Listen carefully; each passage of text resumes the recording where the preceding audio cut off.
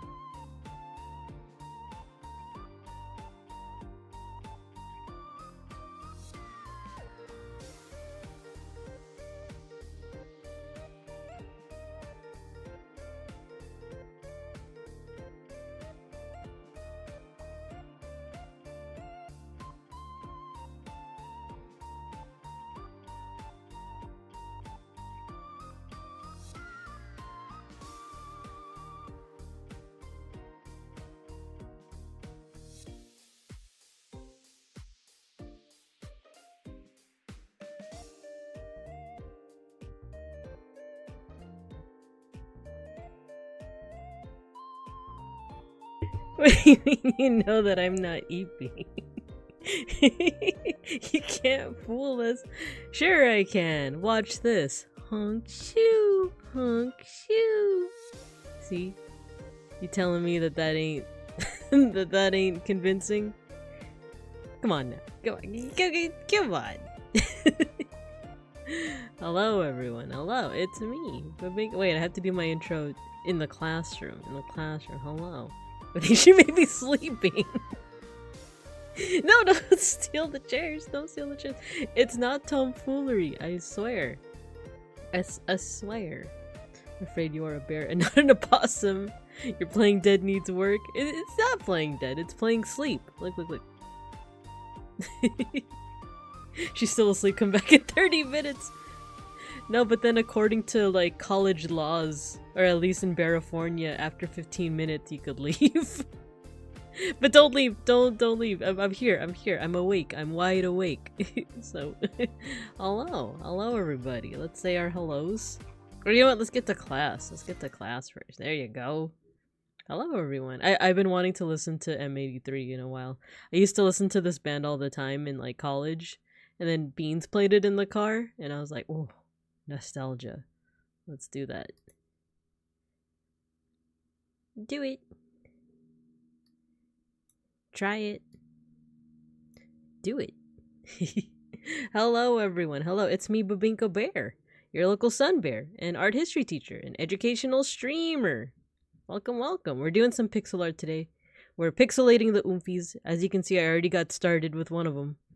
But that's because I always have trouble with hair. If you saw me like struggling with this before stream, oh my gosh, I always struggle with hair. So we're gonna do our best today. But let's say our hellos. Let's say our hellos, shall we? Owen, you were hiding behind the Coca-Cola bottle. I saw you. And Saribot, as always. Matthew, hello. Nice. The ramen supply drop. Yeah, so Beans and Mega Bronson are eating together without me. But it's cause they both were in the same area, so they decided to get Din. And they might get ramen, but they might also get Chipotle, which I'm just so tired of. I'm just so tired of Chipotle. Whoa, we're Cubist now. Hey, we're Cuban over here. Oh, I gotta fix things with the size of the window, but that's okay. Yeah. I might get some leftover ramen, or not leftover, right? I might get some to-go ramen when Beans gets back. Well, hello, Gojikins. Hello, Ghosty. Hello, White Height. Hello. Welcome. Hello, Saku. You got your stick of pickles. You got your sticker. Oh my gosh, I already hear Schnackery. Schnackery, I just started and I already have to step away to get the door. Okay, give me a second and I'll resume hellos.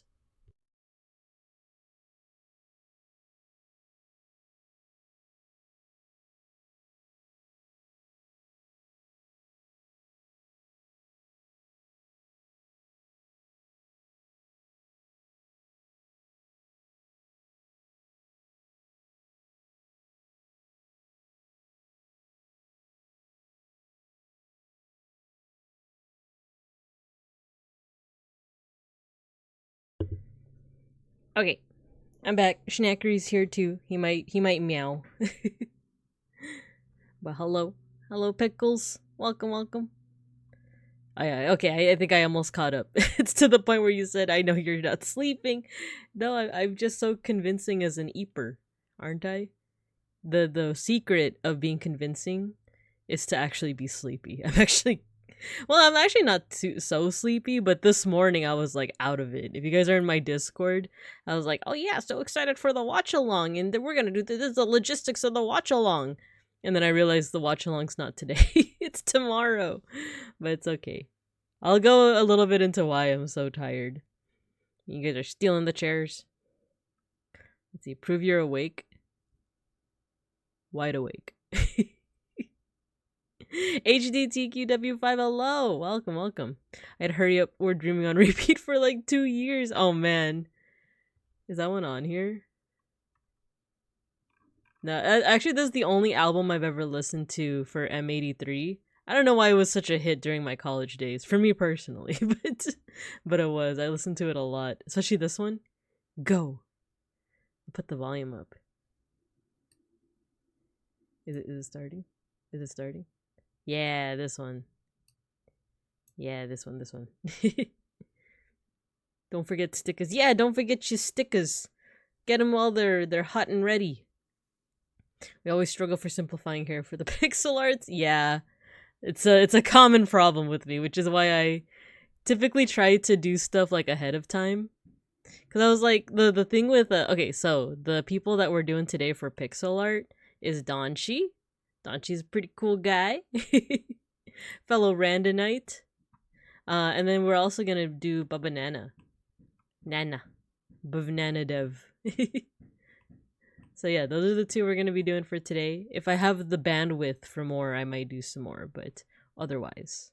It might just be those two. I did have another pixel art idea, but it might be too ambitious to do on stream. But basically I was thinking of doing a Balatro card, but for Randon. Like replace the King, Queen, and Joker with like Randon and Casper and maybe Akashi, you know? So yeah, that's on the docket. But maybe not on stream. We'll see. We'll see how EP I get afterwards.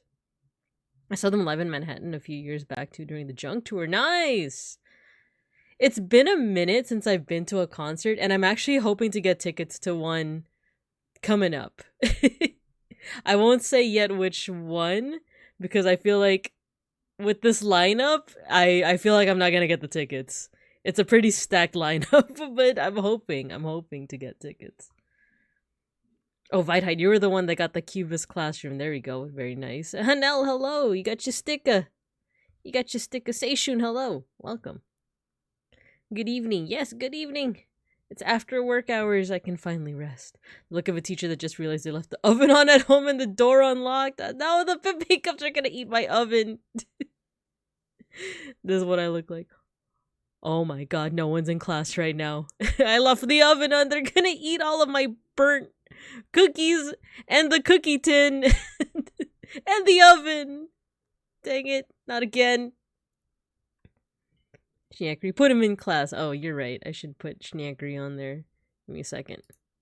Schneckry. There he is. I'm coming. Took a nap as soon as I got home, got out of bed for stream. That's what I should have done. I should have taken a nap when I could. But I see I'm not the only one who is feeling the eeps. Holds the cars hostage and put that pet on him. You got it. There you go. Let's take it off of me. Put it on Schnack. There you go. Yeah, I've only listened to Junk. I'm a bit of a fake fan. It's the same with... Actually, I don't think I'm as much of a fake fan when it comes to Kendrick Lamar, but I've only listened to Pimp a Butterfly and his latest one, GNX, just because it has the Dodger song, the California song. And I'm like, that's my vibe. You know what? You know what? You know what we're gonna listen to right now? Where is it? Where's Dodger Blue? After the song. I'm coming for you. Let's cue that up. Cue that bad boy up. There we go. Beeplebees, hello, you got your sticker. You can leave, you don't have to take the cars hostage. The pet is on. Let's listen to Dodger Blue. I'm from California, baby.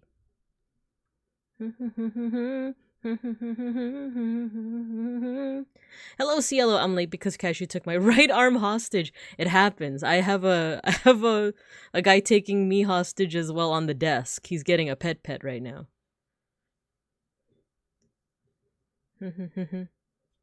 What actually are the lyrics to this? I just really like this song, but I don't know the first part of the song. Dodger Blue lyrics.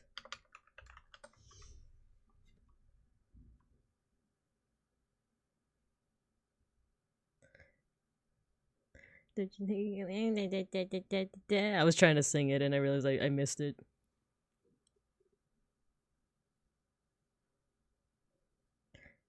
I'm from the land. Thank you for the pet. Who did that? I still have to catch up. I just got tickets to 9 Inch Nails in September. The line was 8,000 people deep. Oh my gosh. But you got the tickets though. And that's given me hope, because I feel like the lineup I'm trying to get is pretty stacked. I'm kind of losing hope, but I'm gonna try. I'm gonna try to get those tickets. You're not fake. Fake fans are the ones that only heard Midnight City on the radio. I know sometimes when I get hyper fixated on a band, I'll listen to like one album and just that one album. And then I'll try to listen to their older stuff, but then I'll like lose interest, or not lose interest. I do feel like I have some form of undiagnosed ADHD, but that's besides the point. I tried to clean a sleepy out of her eye and she freed me. I like doing that too. With my cats. Gino doesn't like it when I try that, but Schnackery, I think he trusts me, because I like getting the sleepies out of their eyes. If it's a relief to me as a bear, I feel like it's a relief to them as well. Right? I'll free the cards from their hostage situation in a way. I mean, I guess you did it. Julian, hello. Yeah, you got the tickets? Very nice. They even added a second date to that venue. Oh, I hope they do that for the one I'm trying to get tickets to. Usually Cashew doesn't mind, but she was trying to eat, so it was unacceptable. That's usually when I get my cats the most, though, is like when they're sleepy. I feel like I could do whatever. That's when I put Banana Hat. I have a little Banana Hat. I put it on Schnackery. Usually he hates it. But when he's eepy, that's when I put it on him. And I take pictures and he's so mad. But it's so adorable. And then Beans is like, stop doing that. Stop. You're making him angry and fussy. There we go. I'm gonna fix the sizing on this. There you go. You could see the full cubism. Cashew will remember this. I'm in danger.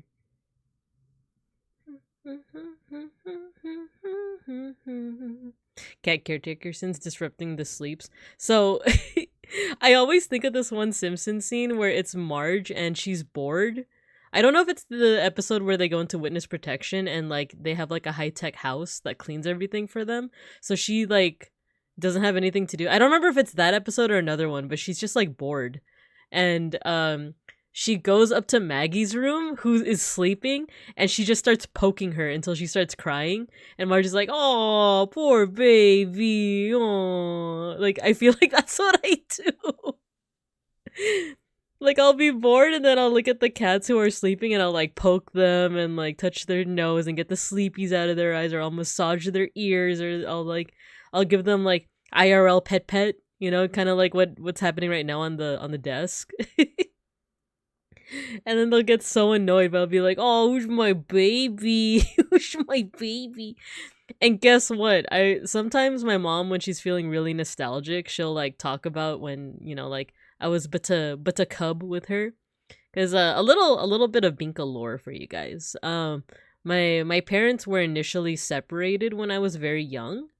Yeah, they just didn't see eye to eye, along with a lot of other context things. But they were separated for a while, so I just lived with my mom, and after a while my mom decided to for the both of us to live with my grandma, her mom. So for the first like 8 or 9 years of my life, I lived with my mom and my grandma, and then occasionally my like uncles and aunts would also like live in that same house as well.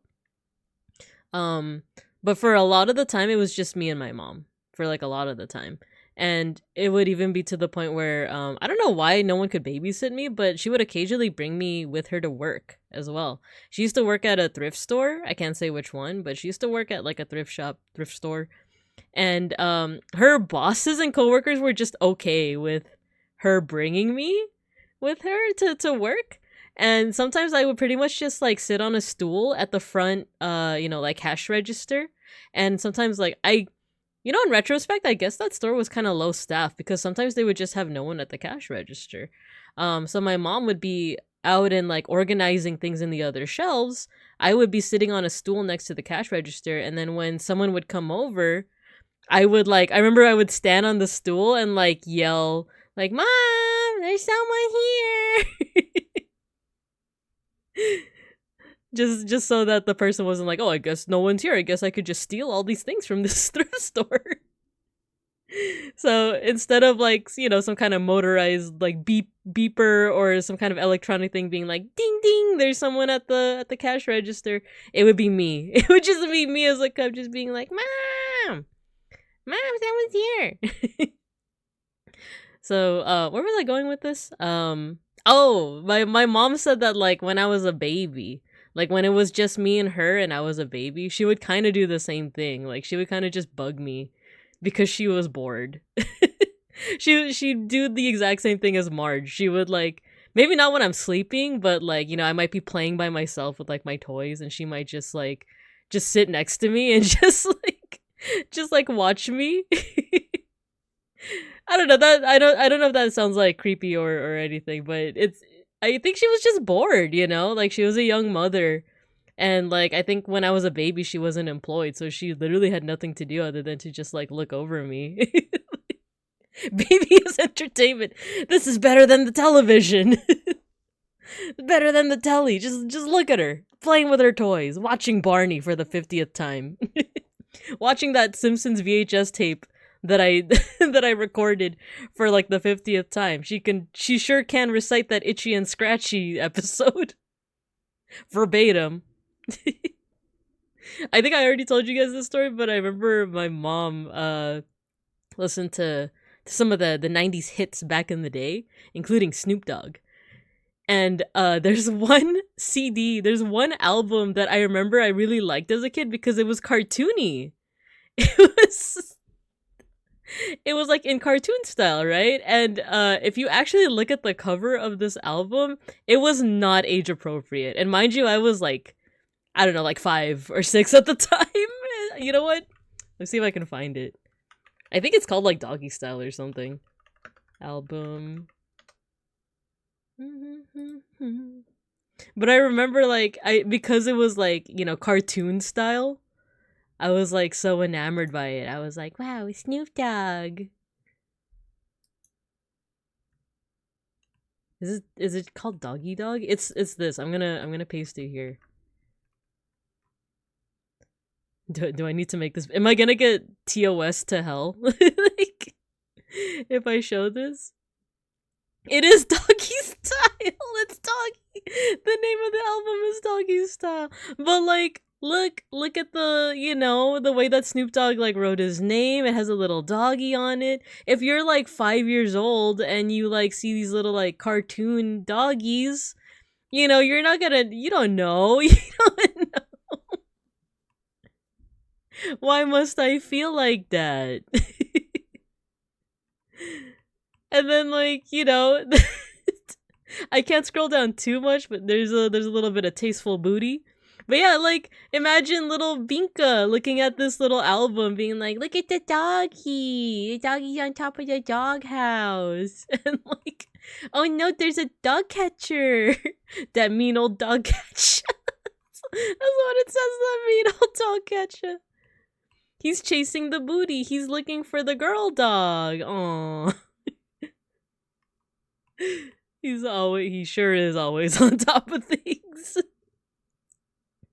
So yeah, that's a little bit of the Binka lore. Me and my mom back in the early days. And then when I was around like 8 or so, my dad ended up living with us again. Or they got back together. And then all of my siblings happened. So that's why we got the 3 siblings and then 3 half siblings. Actually, the 3 half siblings came before, but yeah, a little bit of Binka lore for you guys before we get started. But yeah, oh yeah, I was also gonna talk about why I'm so eepy. So, work has been a bee. It's been a little bit. Oh no, didn't mean to do that. There we go. Not contiguous. We're doing Donchi today, so let's see how we can, if we can do justice to his design. So the big thing with work is that everyone is still awesome. All my coworkers are all really nice, but Dan Schumpf. Dan Schumpf.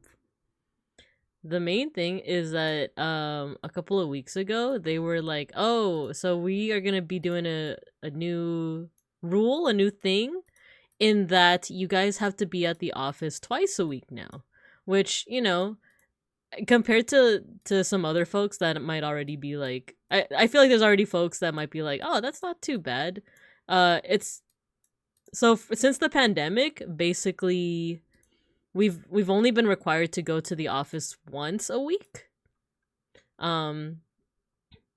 Just, and people have been liking it like that. Like just once a week, and then also the hours were pretty flexible. So like I would usually, because I ride the bus, I would usually arrive at work around like 9ish, but I would leave a little early. So I wouldn't be there for the full 8-hour shift, but it's because of my commute. If I were to leave at 5 p.m., I would get back home at 7, like well after it's dark, especially during the winter hours. So I would leave around 3, sometimes 2:30, just so that I can get back home before it gets dark. And my boss is totally okay with this. I'll even tell you something funny afterwards. But lately, the higher ups, it's not even my boss or even my boss's boss. It's like the higher ups that are like, oh yeah, just because we want to encourage more teamwork and more like in-person collaboration, we're gonna ask that everyone comes in twice per week, and that you stay for the full 8-hour shift. And like I said, I know there's gonna be people that are like, oh, that you have it pretty good, Babinka, like I have to go in for this many hours and blah blah blah. But just mind you, I'm just not used to it, and I have the big debuff of being a commuter in Los Bincos, which is or sorry, I use public transpo. Everyone is technically a commuter, but like I I use public transpo. So that's kind of a big debuff, in my fair opinion, because the public transpo, it's consistently getting better in Los Bincos, but it's still not like anywhere near the level of like New York City or Tokyo or anything like that. So it's been quite the big change for me personally, but also for a lot of my coworkers. Oh, there we go. We need because Danshi's like, if you look at Danshi's eyes, oh, I kind of like this little eyelash part over here. Let's see if we can make that happen. But the super small pupils, I feel like that's very Danchi, right? Maybe do something like, I don't know if it's such a small scale. I don't think I can do the little eyelash thing, but I'll try. Just flat out quit. It's actually a good job, to be honest. Like, it is kind of my, I will say, like, it's more or less like my dream job, because like it does fit, I don't know, my preferences a lot. Because of my anxiety, like it makes me feel, I like how it is. Okay, how do I say this? Like, I like being an educator. But I do get a little anxious when it comes to like having to lesson plan for something new every single day. So with the program that I work in, I teach the same exact lesson every single day. And for a lot of people, I feel like that's going to drive people nuts, right? Like, oh, that sounds so boring. You got to do the same exact thing every single day. But that actually helps my anxiety a lot, because I know the material. I know exactly what I need to say. I know the rules. And because I know it so well, whenever a wrench gets thrown and whenever something unexpected happens, I know the exact way to circle back to the curriculum, if that makes sense. And the way that it changes every day, though, is that like, yeah, it's the same lesson, but I have a different audience every day. So that audience, I don't know, those responses, they're kind of the flavor of everything. So that's part of my position. The other part of my position is going to the office and just doing admin stuff. And even that I'm kind of okay with, because I have a lot of really cool coworkers. Everyone is very like-minded. We're all like very much similar in terms of political spectrum, in terms of like certain I don't know, like things that we hold dear in our hearts and minds. So I actually do like my job. It's literally just the fact that we have to come in more often. And I think what kind of gives me hope, or rather like something that makes me a little bit feel a little bit better, is the fact that I'm not alone in this. Yesterday, or was it the day before, I was in the elevator with a couple of my coworkers who are the same hierarchy, the same level as my boss. Okay, so they're a little bit higher in terms of like hierarchy than me. We're all three of us were in the elevator together, and then they were kind of like low key, like we're doing the usual thing of like, oh, how are you doing? And it's like, oh, we're doing, I'm going. Or like, how's it going? I'm going. Like they did that move, right? And then like in 2 seconds flat, they're like, yeah, the whole 2 days out of the week thing, I hate it. I don't like it. Like it's actually stressing me out, and like I don't like that we have to stay for the whole shift and blah blah blah. And once again, as I'm saying this, I do feel like I sound very privileged, right? It's like, oh man, they're making us go in for 2 days for a full shift. Lame. Whereas like some of you are already like, man, if I could only go in for 2 days, that would be amazing. But yeah, for us, it's just a change to go from like one office day, one in-office day, and you can leave, whenever you feel comfortable, to 2 office days, and you have to stay there for the whole shift, So, so yeah, the fact that like my other coworkers who are kind of like higher up than me, they're also complaining. They were mad actually. They were mad because they were like, like I hate how they framed it as like, oh, like it helps us be more productive, because that implies that we weren't already productive.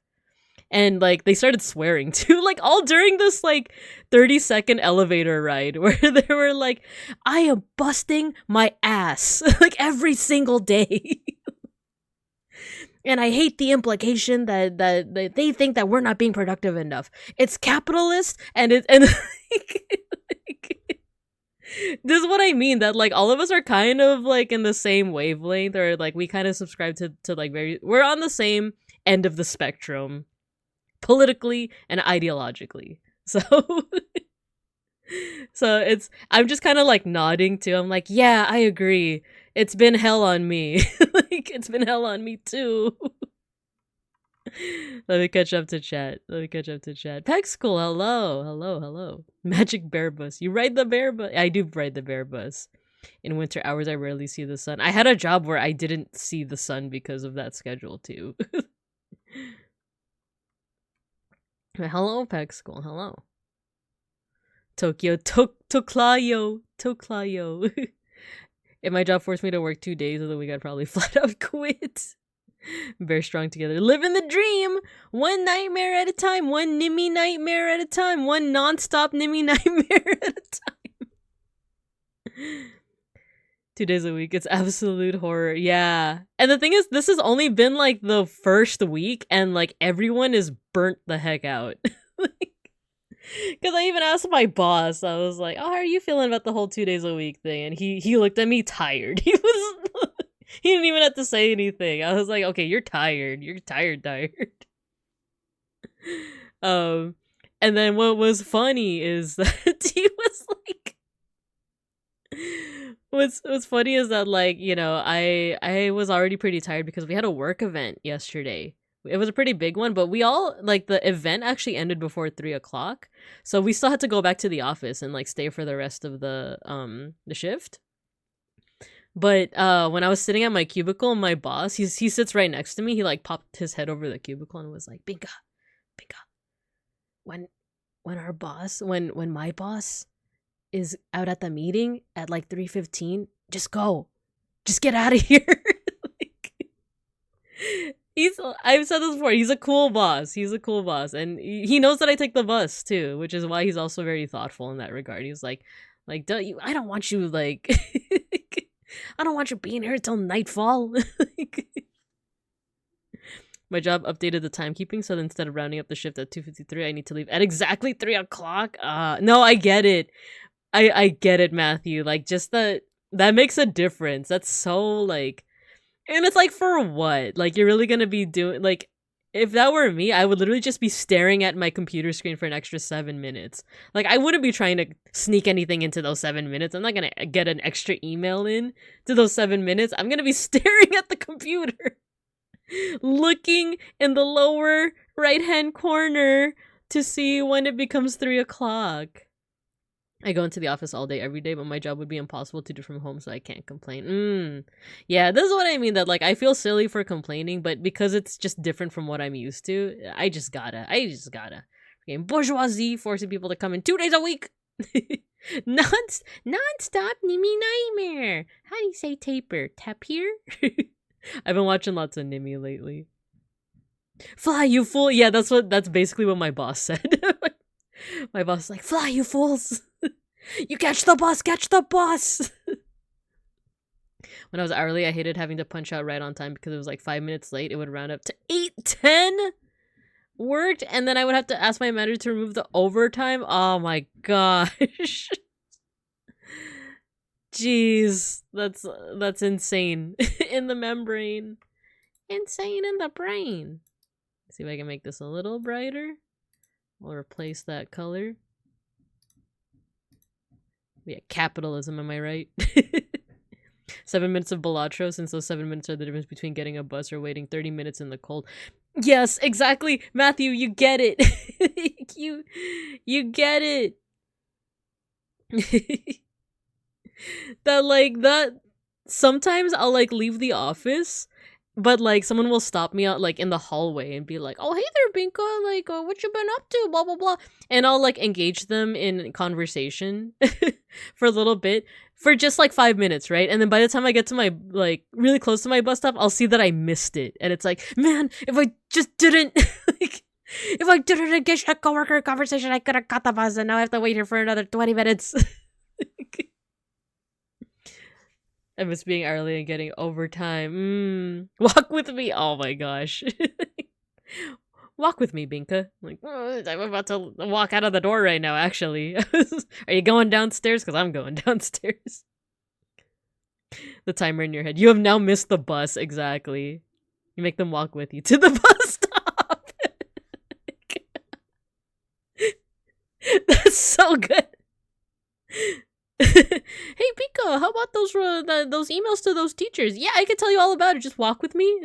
Oh, Binka, we're outside the building. Binka, how far away is your bus stop? Binka, we're on the bus. If they want to walk, if they want to talk, they can go with you. Binka, do you have extra fare? I don't have I don't have any bus fare. So anyway, about those emails. That's such a good strat. Binka, we're in your living room. Binka, we're in the woods. This is the woods, Binka. Is that a bear? I think that's another bear. Binka, what's for dinner? Oh, Binka, you're opening up OBS. Oh, cool. What you doing? What? I see that you're opening OBS. Is that to help with the is that to help with the emails? Oh, that's a cute bear, Binka. You just hear them in my next stream. So it's like, oh, about those emails to the teachers. Oh man, who are those people talking to you? Who is Goji Kins and Matthew _Rice Seeker and Owen Aeon? Hey guys, a special guest today. And then you maul them. Chad, get a load of this guy. They followed me home. And they're still talking about the emails. They're talking about emails that I already sent. Because people don't read their emails. Hey fam, it's your girl, Babinka Bear. We got a special off collab partner. That's right, it's my coworker. Asking me about those emails that I already sent. That they were CC'd to, actually. They just didn't check their emails, because no one ever does. Oh man. This is so good. That he immediately doxes you. Yeah, oh hello, I am Babinka B. Bears. Like, I am Pow Pandan's boss and or co-worker. Nice to meet ya. I am government name. Oh, no, orange hair. Orange hair Donchi can't hurt you. They're not real. Actually, that needs to be a little less vibrant. Actually, no, it's closer to this color. Actually, it's the flesh tone, now that I think about it. Or something like this. There you go. Damn, your real name was Panda all along. It's true. The betrayal.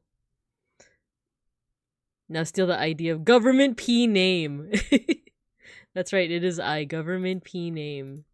At your service, good sir. Oh, Goji, I mean not Goji, Danchi also has little hair clips. Sorry, I was like reading chat as I was looking at the reference. Bear Trail! You replace the last A with an at in passwords. Who told you? Who told you my password? I have a different strat for my passwords, which I'm obviously not gonna reveal, but it'd be funny if I was like, actually actually I add an asterisk. I'm just gonna do one hair clip, just so that it reads. Danchi also has really cute the little dot eyebrows. Those are my favorite.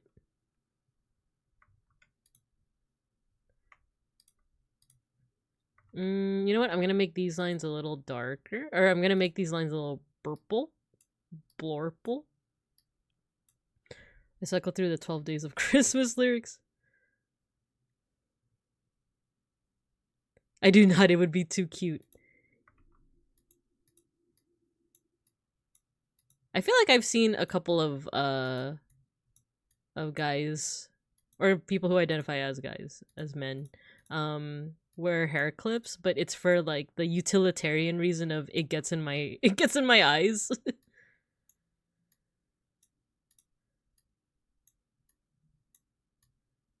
But it was mostly when I was in the Filipino club.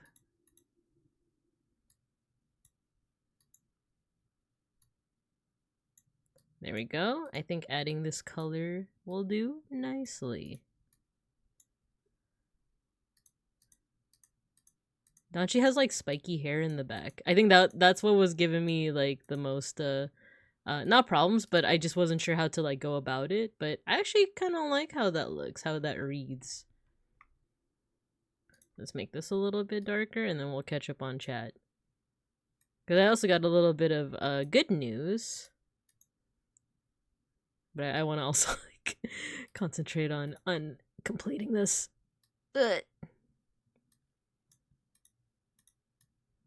It's good news that you guys might have seen if you like stalk my social media, which I hope you don't. But I'd be mortified if one of you were like stalking my likes and dislikes, or not dislikes. You can't see dislikes, but I might be a tad bit mortified if I found out that one of you was doing that. But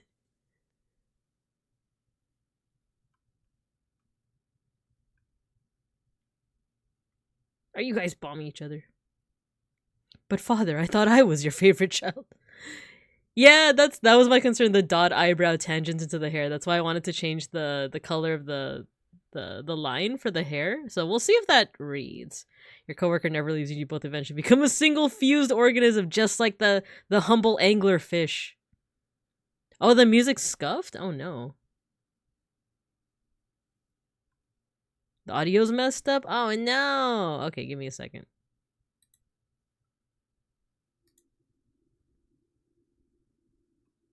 You sure it wasn't just the song? Wait, let's listen to Regloss and see if the audio is still being weird.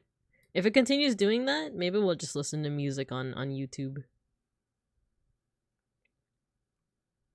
People, please do not say that you will invoke the flesh that hates, but it's just the office of coworkers.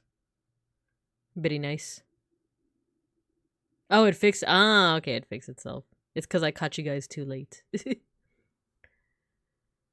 The good news is that I got a VGen passcode, so I have a VGen account now. I can take commissions through VGen. Though I don't know when I'm gonna do that because just because like I've been so tired from work. Huh? Does that work? Should I put eye shading like that?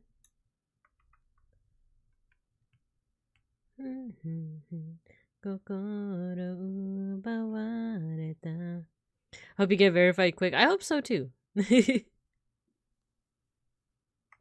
hope so too. The other thing is like there's so many options. There's so many options when you're getting set up, Because when I put commissions up on Ko-fi,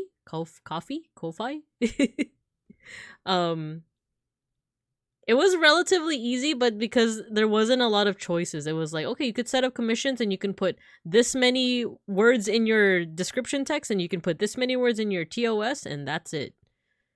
Meanwhile, like if you start up on VGen, there's a lot of things that you have to prep. It's like you have to prep your of course you have to prep your TOS, but you also have to prep like your workflow. You have to you have to prep certain things with your like request form. And in the end, it's a good thing because like it's just giving you a lot of options, but it's a little overwhelming at first. It's like, oh my gosh, there's so much that I have to prep. It's worth it. I would say it's worth it, yeah. Can I make a suggestion about the eyes? Sure, thank you for asking permission. I appreciate when people ask permission rather than just like saying it, actually. But yeah, go ahead. I'm gonna work on the shirt. Because I also don't know, don't she have like pants? Has he ever shown lower body?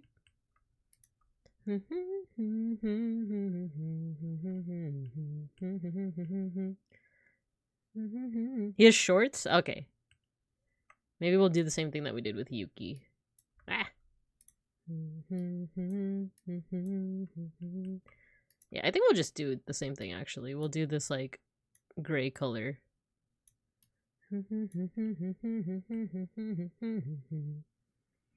that's just what I draw him in, which is fine, too. So he has a pocket, but we gotta fit Randon in there, too. A very minimal Randon. I think that might be it. I think that might be the extent of the Randon that we can put in there. Can we... Yeah, does that read as a pocket? Yeah, it kind of reads as a pocket. Yeah, it is the Omena Randon shirt. Sometimes I wear it to work, but it's usually like over a sweater. Because my usual... Another cool thing about work is that our dress code isn't too strict, you know? I usually just wear, like, yoga pants and a t-shirt if it's a t-shirt and, like, a sweater during the winter. During the summer, I usually come out with the flowy dresses and the maxi skirts. But also sometimes with, like, a loose t-shirt. So, yeah. I think the only, like, rule, at least when I was, like, actively, like, teaching with the program that I'm in is, you want to wear closed toe shoes, like you can't see your toes. No peak toe. And that's because you could accidentally drop something. You can accidentally drop something on your foot, which has almost happened before. I almost dropped something on my foot while I was wearing sandals before I knew about the rules. So yeah, I can't show off the beans. I can't show off the dogs. It is forbidden.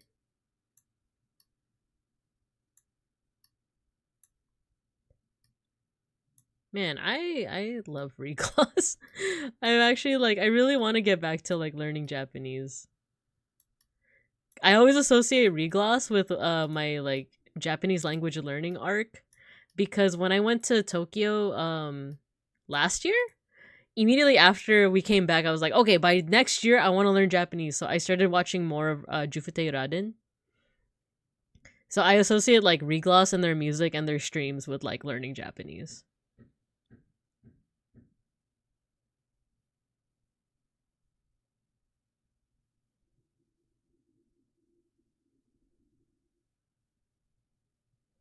I just noticed the yaoi battle. Oh, if you make the pupils a lighter color, you could add the eyelash without it looking connected to the pupil. Oh, true! True. And also, I should fix the eye color too, because it's two Orbeez. It's two little Orbeez. It's a little closer to yellow, though. There is someone hammering outside of the, There's someone hammering outside my apartment.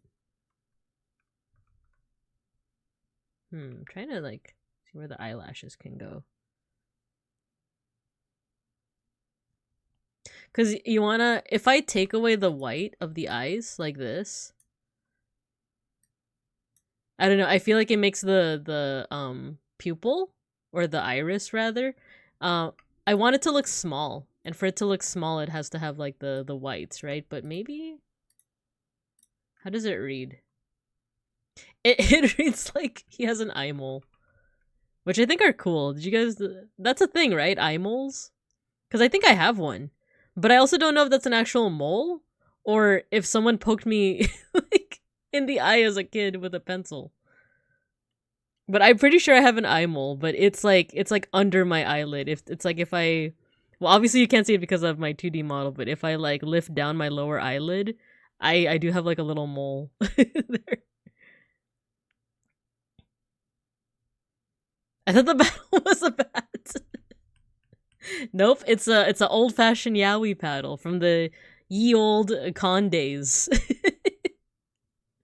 Back in my day, we went to the dojin. We went to the dojins at Anime Expo, the dojin section of Anime Expo, and that's where you got the yaoi paddles. Actually,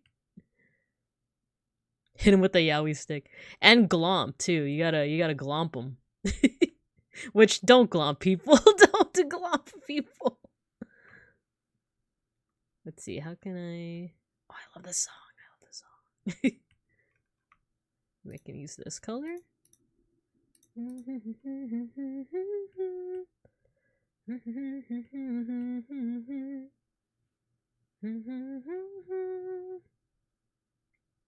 Maybe a little bit of shading.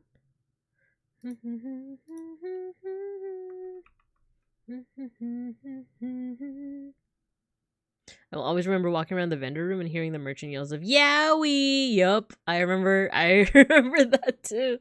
My very first AX, I was like 17 or something, and I remember my friend who like took me to AX. He was the one who like, as soon as we went to like the vendor hall or the dealer's hall and stuff, he immediately led me to the dojins because he knew that's what I wanted, was the yaoi dojins. Can I let you guys in on a secret? After Randon's karaoke, his birthday karaoke, I was like, dang, maybe I should do a karaoke. Man, I'm still thinking about how we did Shinigami. That was amazing. A con I went to had to start kicking people out for glomping because someone the previous year got seriously hurt. I could see that. I could definitely see that. Like, people were unhinged in like, well, they're still unhinged now, but like, it's kind of like a different flavor of unhinged in the 2000s and the 2010s.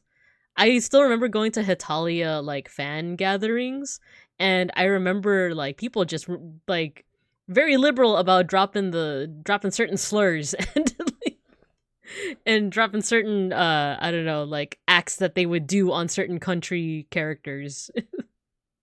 It was kind of weird because I remember even back then, like, if you grew up during the 2000s and like the 2010s, like there are some things that have aged very badly in terms of humor. Like if you watch like an episode of the Chappelle Show, for example, or like Mind of Mencia, who like he's such a hack, but like even back then, I remember like being really uncomfortable with like how this one person was talking about like, I love Precious so much that I would beep beep beep beep beep beep, like you know, they were very explicit with it, man. And yeah, people are still unhinged, but it's like a different flavor of unhinged nowadays. The 4chan detritus, kinda. Yeah, you know what? A lot of it was like recycled 4chan memes from the day. Like, I heard you like Mudkips, that flavor of joke. Goodness help you if you were a catboy at cons in those days. So many broken spines, yes. 100%, 100%. I think, there we go. I think the face needs to be outlined like that. What if we put... Maybe we put eyelashes like that.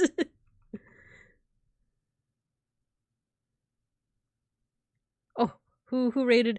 Milky, hello. Welcome. Thank you for the raid. Milkers, hello, welcome. How you guys doing? Thank you for the raid, Milky. If you need to do any, well, what were you guys doing? Oh, you were just chatting. What was the conspiracy or ghost story today? Welcome everyone. If you guys need to step away or do any post-stream care, no worries at all. I know streaming can be pretty hefty, right? But if you want to stick around, we're currently doing some pixel art. We're also just yapping. We're yapping about the the con days of the early 2010s and the 2000s. So that's the conversation topic for right now.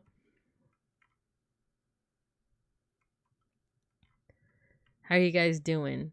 One specific VA uses it a ton. Oh, is it the VA that I'm thinking about? Apologies if that was derogatory, but the especially rancid. True. Milker Raid, hello. Bush Baby L, hello. Welcome. Oh yeah, get your stickers, everyone. Get your stickers. We have a 1-point redeem for a scratch and sniff a sticker. They're all based off Filipino treats. Oh, and I should introduce myself to those who don't know me. I'm Babinko Bear. I'm your local sun bear, an art history teacher, an educational streamer. She's a snake now. What do you mean? Milky, you're a snake now? Is it for the year of the snake? Oh yeah, because it's Lunar New Year. Happy Lunar New Year, everybody. We were looking at stinky sex perfumes for sad, lonely single people to spray on their pillows. That goes hand in hand with what we were just talking about. We were talking about yaoi paddles. We're talking about people making the 4chan jokes in the 2010s, you know? The old stuff, right? Like the like the I heard you like Mudkip stuff. And the trying to post slowpoke in a thread. The nostalgia days, right? Arsenic, hello. Welcome. BB, it's been so long I forgot you were getting a live 2D. I know, it's been a minute, right? Yeah, thanks for stopping by. I know, I can move now. I can schmove a little bit more compared to when I was a PNGTuber, right? Look, I can... wait, I was trying to wink! There you go. I can do that. I can do this, look. But also, Big Ham is my rigging mama. She let me do this, too. I can inflate the cheeks. Look.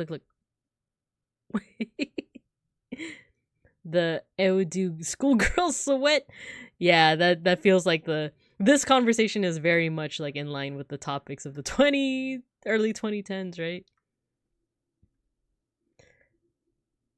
English dub bloopers. I don't think it was one of the VAs, like the kid that appears in a couple of eps.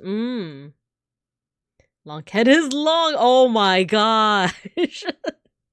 Like the I Can Has cheeseburger. It's going to Mexico. You're so cute. Milky, you're cute. It's a Big Ham model. Yeah, my art mama. Well, the concept was made by me, but the art was made by Ririmon. I keep accidentally saying Rin. It's not Rin, it's Ririmon. Her name is Ririmon, and then my rigging mama is Big Ham. Did you draw the base model to get rigged? Oh yeah, I just answered. I just read your comment a little too late, but yeah. The concept is by me. Like my original PNG was me, but I asked another artist to draw this model specifically because I wasn't sure how to cut the parts, you know. It's like kind of similar to cutting the parts for PNGTuber, but there are a couple of differences. Zawarudo! Oh my gosh, that's right. That was another one. Cat, I'm a kitty cat. I dance, I dance. The Badger.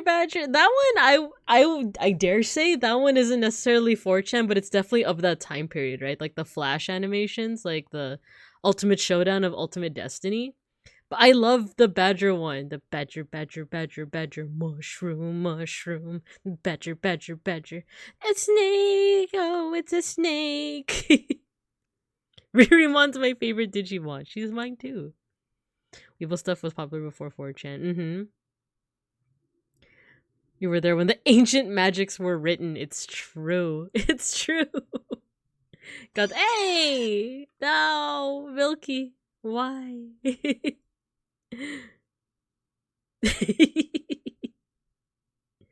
But man, those were the days. I still remember some of the when I was trying to watch oh, Pickles, thank you for the pet.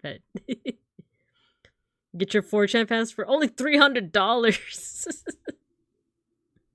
Jeez. I remember too, like, do you guys remember like Encyclopedia Dramatica? I don't know if it's still like up, but it's definitely like the predecessor to things like Kiwi Farms and like all the like lol cow stuff, right? Yeah, it's yeah. And like it was because like the humor for not even back then, but for a lot of like young adults and teenagers is very edgy, right? It's very edgy. It was like, oh, I go to 4chan and I go to Encyclopedia Dramatica and I make fun of other people. Like it was definitely like kind of the thing to do at that age, but after a while I kind of just like fell slave to the social medias. Yeah, exactly, Owen, exactly. Things from went from edgy to full. Yeah, I think that's another thing is that like it went from like hee hee ha ha, like making yourself feel better to see like these unfortunate souls to like just really mean spirited. Like take Chris Chan, for example. Although Chris Chan himself is also like herself themself is also like I'm just not gonna talk about that. I'm just not gonna talk about that. But we do have an ad break coming up, so I'll put you guys over here in the cub corner, and then I'm gonna go ahead and take a break. I gotta catch up on some text messages because I think Beans might be on his way with some ramen. All right, so I'll see you guys. I'll see you guys in a bit while the ad break plays.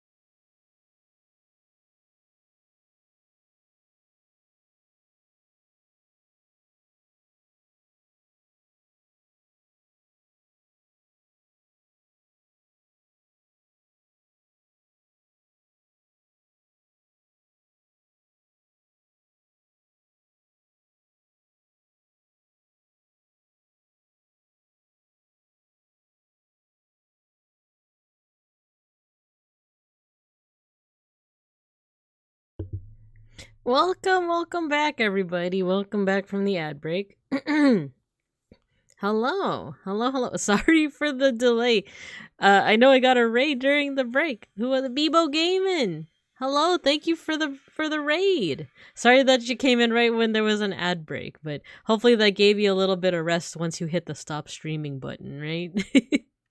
But hello, welcome everyone. It's me, Babinka Bear, your local sun bear, an art history teacher, an educational streamer. The bees are beaming down. You just noticed? Yeah, no worries, Bebo. It happens. I feel like I raided into ad breaks as well, so no worries at all.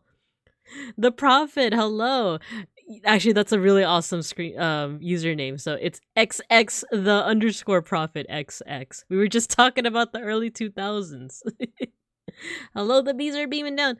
Poppy and hi, hello, welcome, and hi. Welcome. How you guys doing? What were you guys doing? Playing Sky Children of the Light. I haven't heard of that game.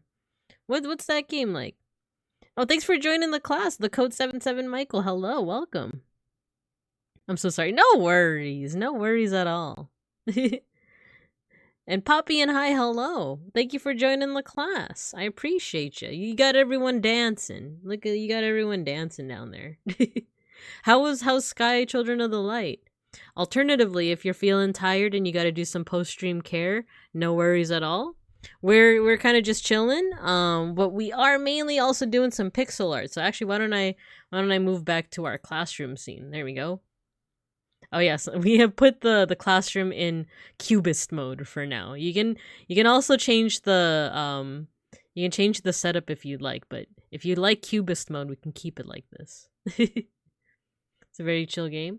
Sky is a social game where you can fly with friends. Oh, that's cute. Nice. Oh, yo, this song is a remix of that one Regloss song. Very fun. Nice. You can fly with friends. Is that kind of like web fishing where you fish with friends? I'm usually not the I usually don't try out those games because I have a lot of social anxiety, but it seems pretty chill. Yeah, hopefully you had a good stream. So yeah, if you guys got to rest or click away for any reason, no worries. But if you want to stick around, we're currently making pixel art of our friends. We're doing today we're doing Donchi, who is a friend who also likes the same VTubers that some of us like. The Randon Nerd. But yeah. So we were just chilling. We were just chatting about like 2000 stuff. We were talking about like certain websites during that time period as well, certain anonymous websites. But yeah, he's shouting out Randon. Thanks for shouting out Randon. He was just playing Balatro. I guess I'm actually almost done with Donchi's. I do feel like I should add some shading though. Actually, you know what, I'm gonna make this line a little bit darker. Into my demo. Let's replace every single one of this color with this darker color. There we go. That adds a little bit more contrast. Also, let's save. So let's add some shading as well, and then kind of go from there.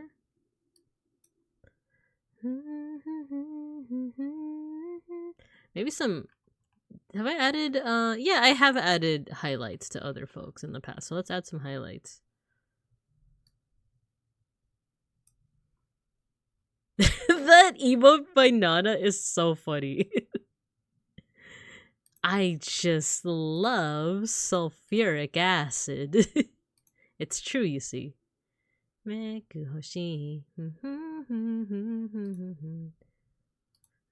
Oh, that highlight would actually go right over the clip. So let's do maybe this. There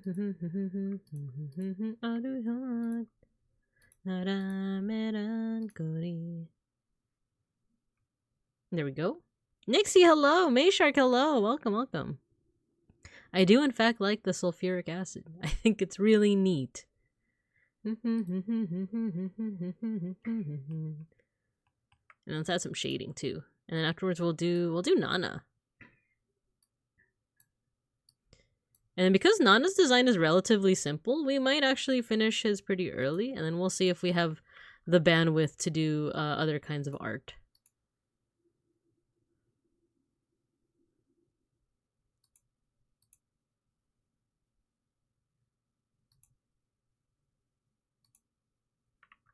Okay, I think now I'm gonna turn off symmetry. And it's back to this song.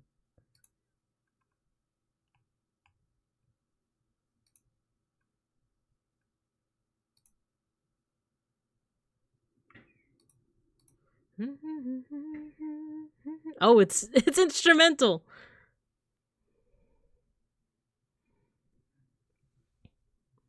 Are you gonna do Patware eventually? Yes, I am. I can give you guys a preview of what my list is so far. Next up would be Patware, and I believe someone else from JLG. I have like my streams like prepared for like the next month or so, but sometimes they do go through some changes. And Trail, it's Patware and Trail are the next ones after this. And then afterwards, I'm looking at Teal, Emil, and Shadnord. And then after that, I haven't done River AM yet, which is surprising. If you guys know River AM, she's another bear VTuber. And she's adorable. And Almontes. So the one where I do River would also be Almontes. And then eventually I also want to do a couple. After that, it gets into like non-oomphy territory, or like it's people who aren't necessarily mutuals, but they're like bigger VTubers that I just admire. And then I also realized I still haven't done Randon and Casper yet. So at least like here, at least with like this set. So these are all the people that we've done so far. We even have some we even have Hux 1.0 over here. And then maybe after a while, we can also do folks that we've already done, like Owen, but in like different outfits, right? Because since we've made this pixel art, Owen's got a new outfit. I think George has gotten a new outfit. Who else? I think a few folks here have gotten like other outfits. Milky's definitely got a new outfit since then. Does that mean the bear VTubers conquer the last quarter of the year? The bear months! It's true. Or a certain bear that has a redesign coming up? Wink wink! Yes! Yes, exactly. I wasn't gonna say anything yet, but yes. Coming up soon. This Saturday, actually. Is it 12 p.m. PST, right? 12 p.m.? No, it's not me. It's not me. I'm not getting a redesign. 12 p.m. PST. It's Weidheit. Weidheit has a re-debut coming up. So you guys should actually can we shout out to Weidheit? Matthew, if you're in the chat. If you're doing something, no worries. No worries. There you go. Yeah, there we go. So everyone, this Saturday at 12 p.m. PST or 3 p.m. EST, certain other bear is going to be getting a redesign, a re-debut. It's going to be pretty sick. Methinks. I'm going to be streaming on that Saturday too, but I'm thinking I might stream earlier so that I can raid into Weidheit. Because I had set up my schedule, but I was like, wait, something else is happening that Saturday.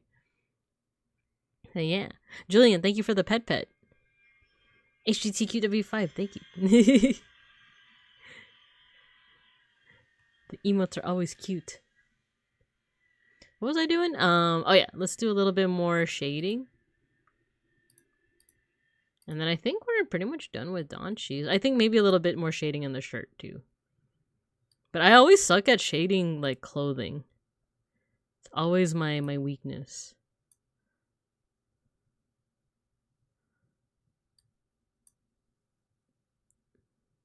Actually, this is more of a highlight. Let's do darker.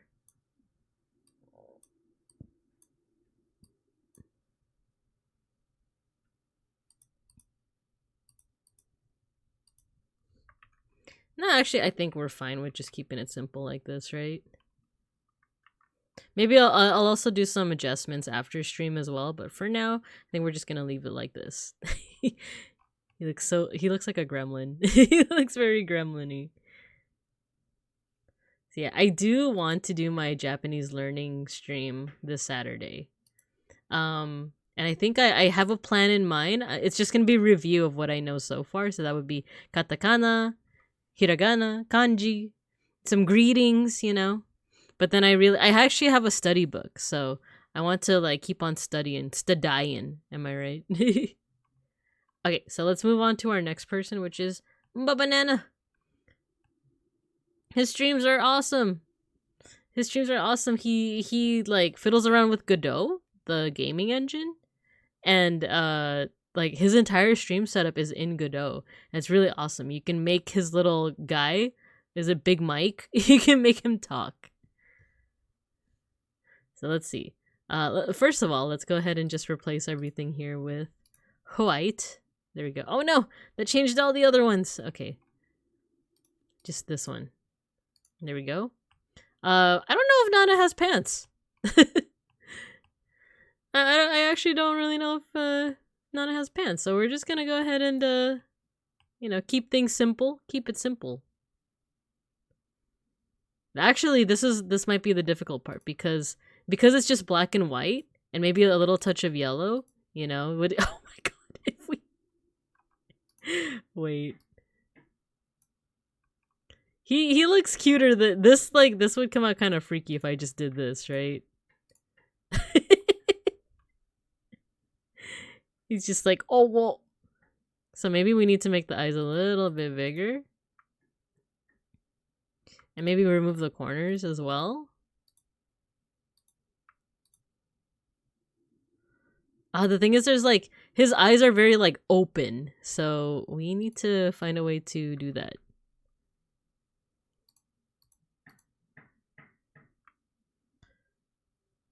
Maybe we take out his smile. We remove his smile. No matter what, his eye would like his eye would border the border of the eye, unless something like that. Nah. What about something like this?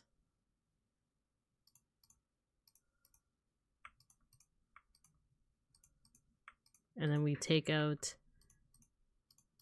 these corners. There we go. It's a circle.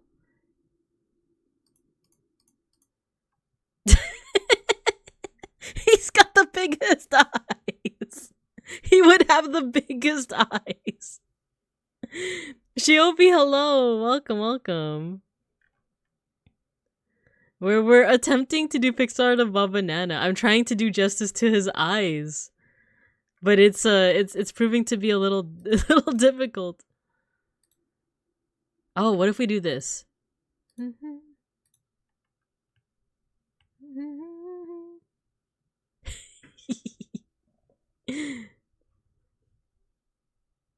Well, also another thing with his eyes is that they're actually a little bit bigger, or not bigger. They're a little closer to the top of his skull.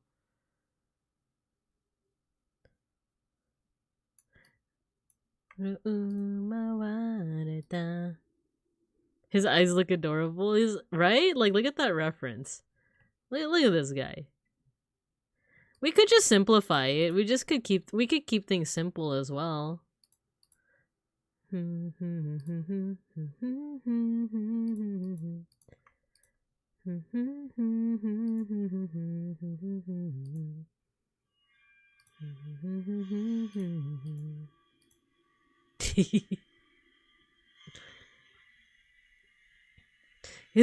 know what? His design is deceptively simple. Oh, you know what? I have to remove this hairline. So maybe we can do something with that.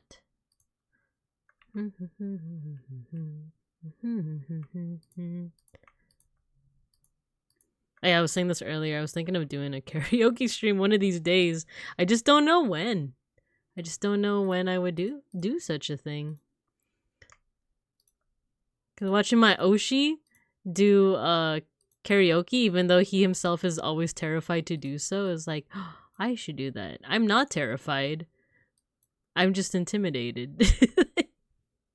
Or it's like, I like singing karaoke. The deal with me is that I like karaoke. I like singing, but because I've had no training, I'm always like, it's gonna sound bad, and I'm scared that people will judge me.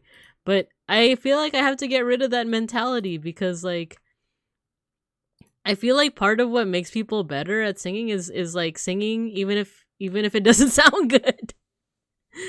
And getting vocal training, yeah, but like I think of like all the TikTok, I'm not even on TikTok, but like I know that there's like a big following of like in the TikTok realm of people who are impressed with Filipino singing karaoke. And I remember in the comment section someone was like, "Oh, it's because like in the Philippines when you sing and you sing badly, like you're not made fun of as much." I like the idea of karaoke, but as soon as I get perceived or people sing along, I can't. I feel like I'm more comfortable when I'm accompanying someone else. Like, and it's funny because I was just singing a Naruto song earlier, and I tried singing it by myself with the karaoke version, and it sounded terrible. But when I was accompanying the original singer, like what Randon was doing with some of his songs, I was like, I feel like I'm hitting every single note. But when it's like the karaoke version where it's just my voice, I'm like, what happened? Why do I feel like a froggy? I feel like a croaky frog. Like I see now why Randon did that, where some songs he just sang it like the karaoke version by himself, but some of them he would sing the original version with the original singer. So it's like he's accompanying it. And that makes so much sense. And it's yet another situation where Randon does something and I'm very inspired. I'm like, oh my gosh, I could just do that. Just scream the lyrics with your heart. Yeah, yeah. I feel like it's like, it's the have confidence of it. Have confidence.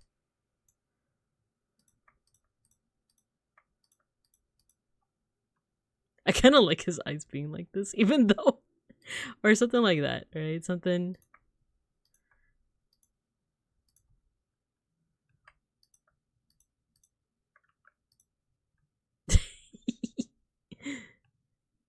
And maybe we just add a little banana on his head.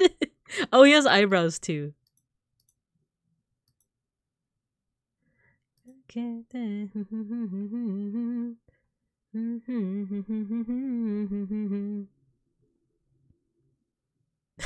Actually, I like this. I like this. I just need to add like a little banana on his head. I can only sing to myself or with my plushies and pillows. That's so cute. I did have to do a singing activity for I mentioned before like those Filipino club leadership retreats that I've been to. There was one challenge that we were given in that it was just karaoke. But it was karaoke where like you're the only person up and everyone is watching you. And it was a pretty simple challenge. It was like you're assigned a song, or not assigned, I think you choose a song from a list and you have to perform it by yourself in front of your fellow board members, in front of all of like the leadership. And you cannot look at the lyrics. Like you have to have the lyrics memorized. So it's a relatively simple challenge, right? To just know a song and sing it with your heart out. But what that challenges is like people feeling shy and people feeling like they can hide behind, like a karaoke machine. And like, what the hell? Yeah, I do feel like for some people that might be like kind of hellish, but it's understandable given that it's like a Filipino club and it's a leadership retreat. Like you have to be prepared to give presentations in front of a lot of people. You have to be prepared to like, hype up people for certain events. So I feel like it was a pretty good exercise in like kind of it does remind me of like when you kind of toss the kid in the water to teach them how to swim. It's the sink or swim moment. But I liked it because all of our fellow board members had the same assignment. We were just cheering each other on. It's like we all knew that the person that was performing at that moment was scared, right? So because of that empathy, we were like cheering them on like twice as hard. It was like, oh, I know that my president right now, or my vice president, or my secretary right now is terrified to be singing that. So we're gonna cheer them on. So when I got up there and I sang my song, which was, let me see if I can pull it up. When I sang my song, they were cheering me on. They were cheering their hearts out. And I was like, okay, I can do this. I can do this. Bear, hello. Welcome. Let me catch up on chat. Singing normally, just fine. Karaoke, why is my mouth so dry and my throat closed enough? It's true. Let me mute for a second.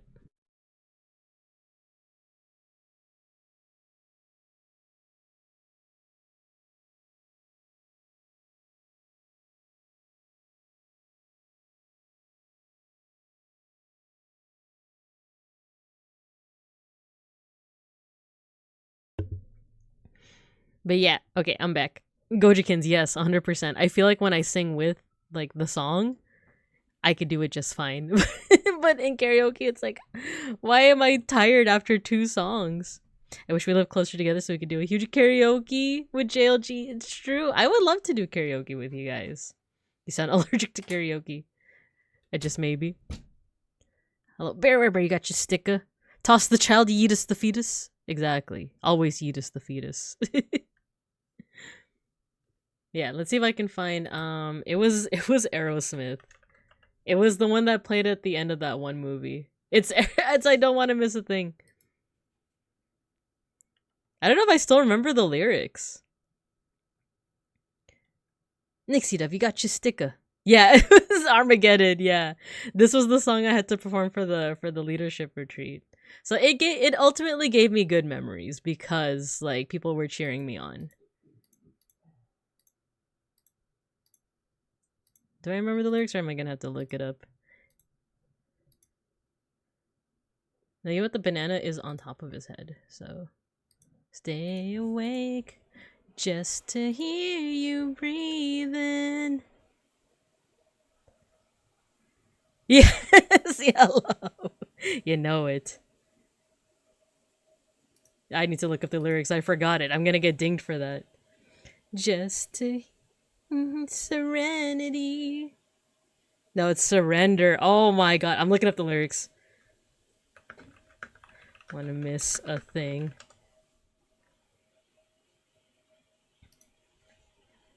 Is a moment I treasure. Everybody now. I don't wanna close my eyes. I don't wanna fall asleep 'cause I miss you, baby. And I don't wanna miss a thing 'cause even when I dream of you, the sweetest dream would never do. I'd still miss you, baby. And I don't wanna miss a thing. I didn't warm up. Like, my diaphragm. Did we have to do the whole song? I think we had to do the whole song.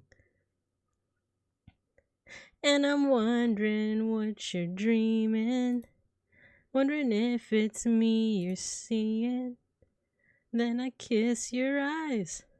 Wait, how did that part go? Together.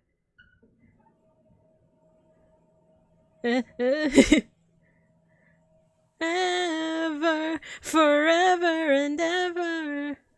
I don't wanna close my eyes. I don't wanna fall asleep 'cause I miss you, baby. And I don't wanna miss a thing 'cause even when I dream of you. Wait, that's what they did. I remember they were singing along with me and they did the little like you. And I don't want to miss one kiss. I don't think I sang this part. Then again, this was in 2016, so...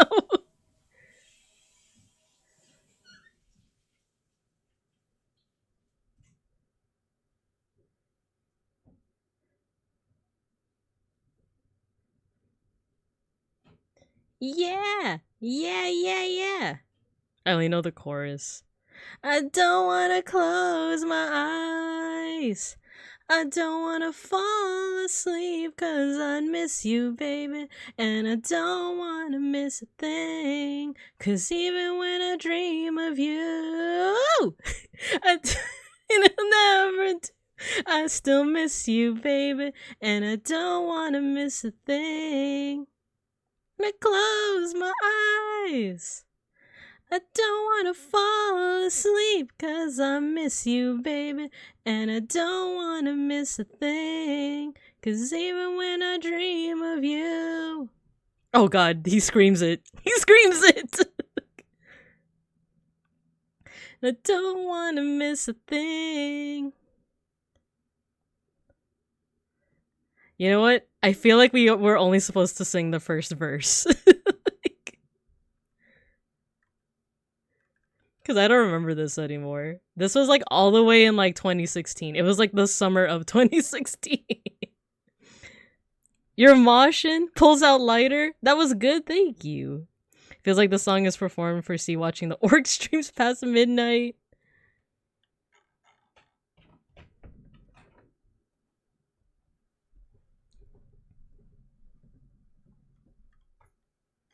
Man, that was a nice memory, actually. That was actually a really nice memory of like everyone cheering you on. And then other people were also performing their own respective songs. I'm pretty sure someone had NSYNC. Thanks for moshing with me. While I'm trying to draw Nana. Okay, let's listen to NSYNC. Throw it back. I also have fond memories of NSYNC and Backstreet too.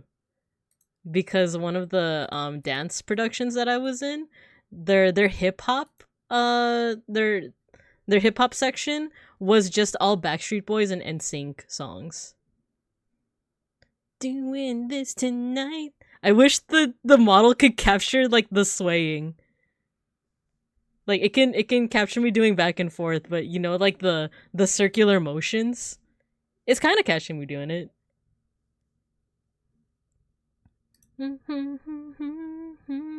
you also dance along while singing? For some songs, yeah. Like, especially if I know the... Like, for NSYNC, yeah. Out that door, baby, bye, bye, bye. You gotta do the hand thing, too. Just another for two. May hate me, but it ain't no lie. Bye bye.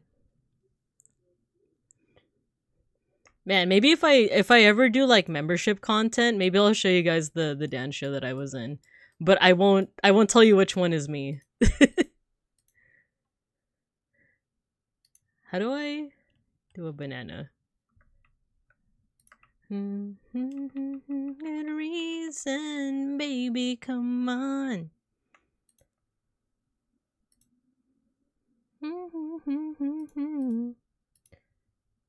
Much better once you're gone. Because the dance that we did was pretty funny. Like, the whole shtick is that it was like two guy cousins arguing with two girl cousins, and every time like the girl cousins were like arguing, they were, I think the set was like an NSYNC song. An NSYNC song. And when the boys were arguing, it was a Backstreet Boys song. A sunbear would stick out a bit. Yeah, just a little bit, right? Bye, bye, bye. I work in the morning, so I'll be heading off to for the night. Good night, teacher. Good night, class. Thank you, Pickles, for sticking around. Thank you, thank you. I appreciate you.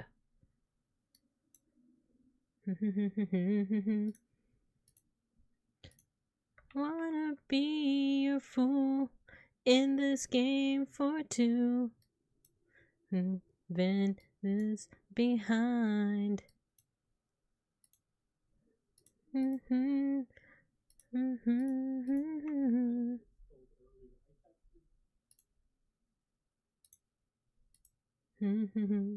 Just another lover in your game for two.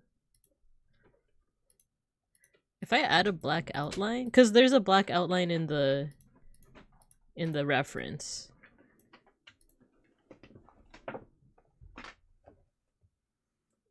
Ain't no lie.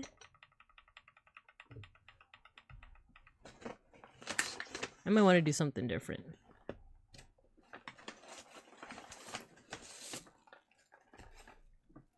I'm gonna mute for a second.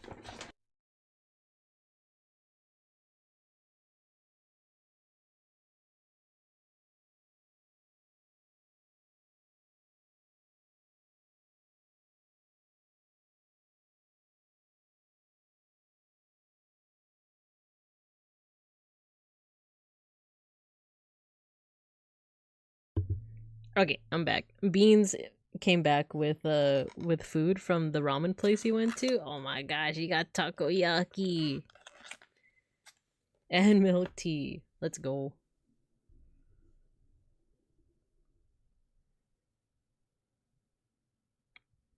You love takoyaki? Oh, me too. But I can't.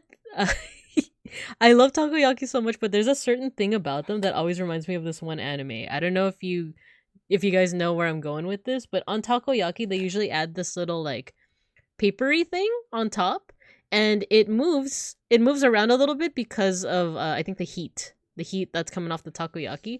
But there's a certain, yeah, the fish flakes, the bonito flakes, yeah. If you guys have ever watched what is it, Devilman Crybaby, there's a specific episode that like is associated with the bonito flakes, but it's also like, I was gonna say it's a pretty sad episode, but honestly they're all pretty sad. Like that entire series was like pretty sad. Yeah. I don't know if you guys have watched Devilman Is Too Violent for Me. Yeah, well, yeah, you guys know this about me already. I love the blood and the gore. But that one like hit me on an emotional level too. There was just so much. There was just a lot. It was just a lot with that series. Like, cause that one isn't just like gratuitous gore and blood. It's like a lot of other things. It's a lot of like, this is straight up cruel. Like, this is cruel and this is hard to watch. Cause if it's just blood and gore, like Blood Sea is a good example of this. Is like, if it's just blood and gore, like sometimes it's just kind of, I don't know. If it's, sometimes it's so gratuitous that it's kind of funny. It's like, it's almost like slapstick.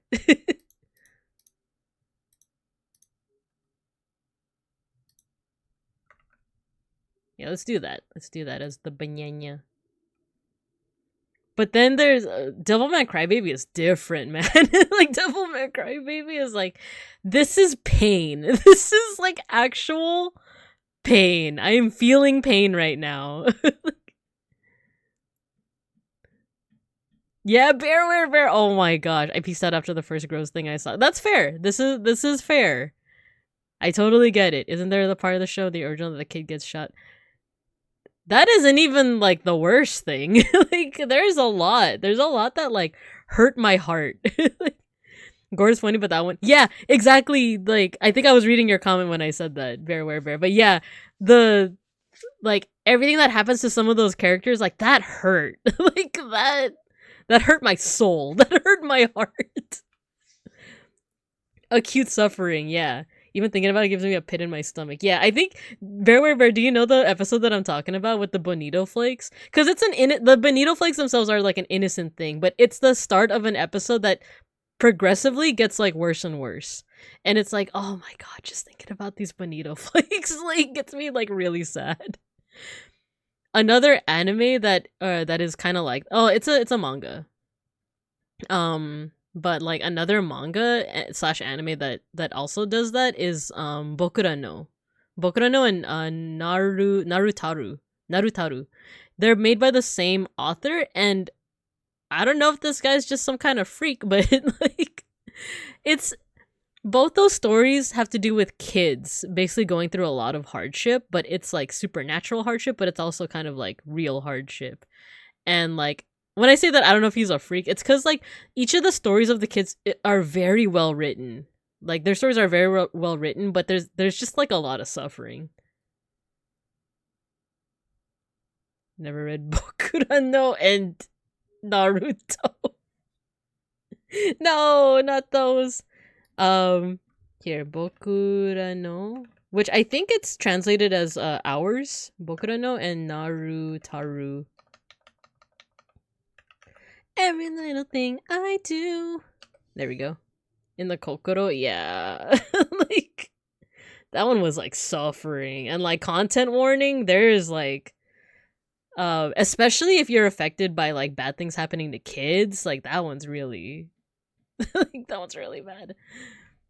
Because I think like when I was younger, I could read Bokura no and Narutaru just fine, but nowadays I feel like I've gotten more sensitive to like hardships that affect kids. Like that's like my, like if Big Ham is particularly like, she doesn't like hearing about like any animal abuse stories, for me it's like anything with kids, like like anything with like kids like really gets me like really sad. Fade Zero, oh my god. Dude, I was rubbing my eyes. I didn't realize that my model went into default mode. that like gave me such an effect that I like rubbed my face and I looked up and I saw myself in like default mode. Like, dude. If you want bad things happening, you can look no further than Made in Abyss. I heard of Made in Abyss. I've heard that like things happen in that one. Fate Zero was much. It was so much. Yeah, and that's like what the first like 3 episodes, right? It's so much suffering. I think if it's like little kids, that's when I'm like, I don't know if I can do this. But when it's like teenagers being shitty to each other, oh sorry, no swearing. But like when it's teenagers being like crappy towards each other, I'm talking about what was it? Scum's Wish. Scum's Wish. Like that one I'm more like, yeah, let's see the drama. Let's see the drama. I want to see all this like scummy like relationship drama. When it's like little kids, I can't, dude. Yeah, Gilles de Rais. I don't know how to pronounce his name, but Bluebeard, man. I'm thinking of Sakura. Like, from Fate Zero. Like that one was like, damn, what the heck? That's Corpse Party was like a train wreck. Couldn't stop watching it. That's what I mean by Blood Sea and another is like there's like a whole video of deaths in this one. It's hard to talk about Another because the title, it's literally an anime called Another. Part I feel it too. I'll show you guys the picture. Feel the same with or without you. I like the dance for this one. Dun, dun, dun, dun. Dun, dun, dun, dun, dun, dun. It's the one where the main character has an eye patch. We're pretty much done with the pixel art, unless we want to put some shading. But here, let me paste this here. There you go. So this is the protagonist for another what? Another anime. Made in Abyss starts off cute to suck you, and then suddenly you got to deal with redacted. Yeah, I watched the first episode, and I know that like crappy stuff happens to like kids in that one, right? So I haven't watched it, but I've also heard people say that like it's also like pretty good to watch. I don't know. This one, okay, so this anime is literally just called Another. It's like it's. Nah, you're good, Bear. That was funny. Yeah, it's the Who's on First of anime titles. It's literally that, yeah. This one, if you watch it like it's a comedy, it's actually really good. But if you are squeamish about like blood and gore, I would say no, don't do it. But like some of the deaths in this one are comical. Like it's like, oh come on, brother. like some of them are like, come on, like that's a death. Like, I'm walking over here. On my knees. Need more. It's tearing up my heart when I'm with you. When we are apart, I feel I should get a 3D model just to dance this. What I do, I feel the pain with or without you. This makes him look haunted.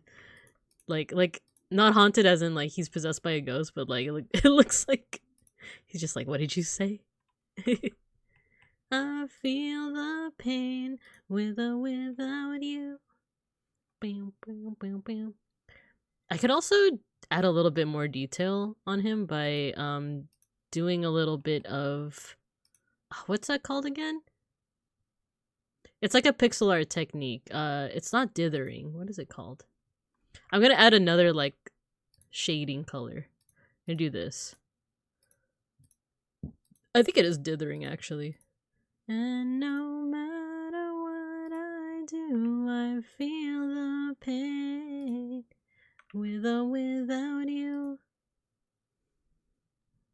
What I do, feel the pain.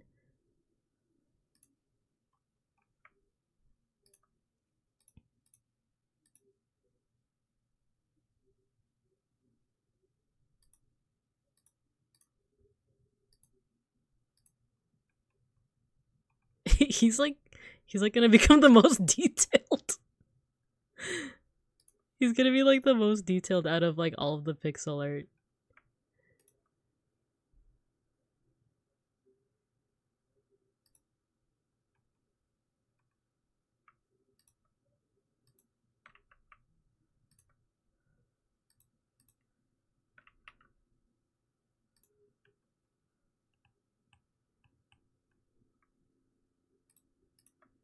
Alright, let me just finish this up and then I wanna yap.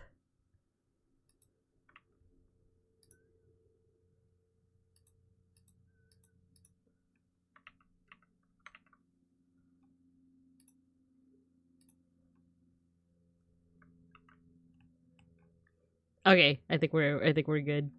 I think we're good. With nanas, let's go.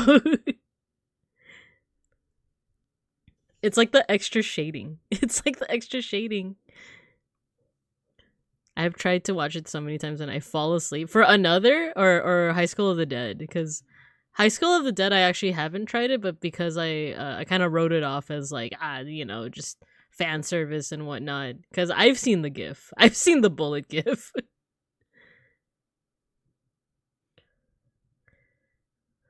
Absolute comedy. Yeah, Blood Sea. Absolute comedy. That last scene with all the gore, the gratuitous gore, that one was so funny. Like, oh, so Blood Plus and Blood Sea are two different things. I actually like Blood Plus. Blood Plus, like, I feel like was a pretty good story.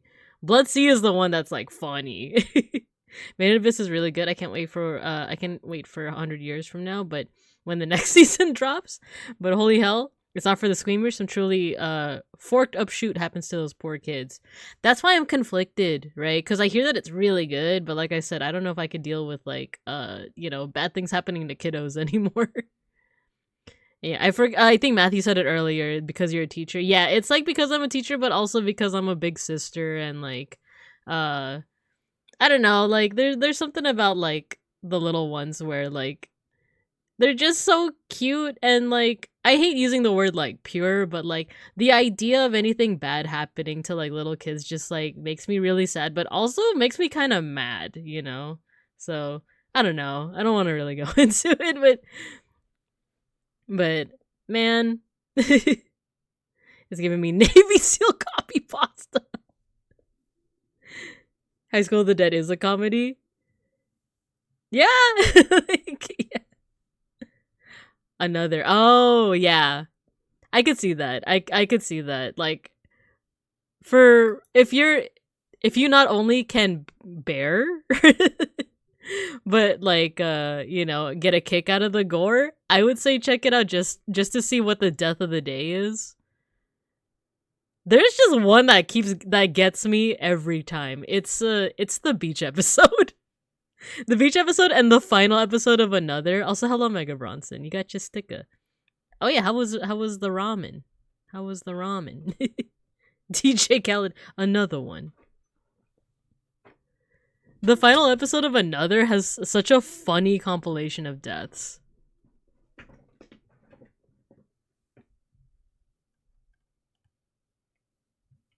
It's funny to flip-flop between like, I can't bear seeing bad things happen to little kids, to like, you guys see that one gory anime? Hilarious. Maybe I could do a more shading? Darker shading? For this one at least.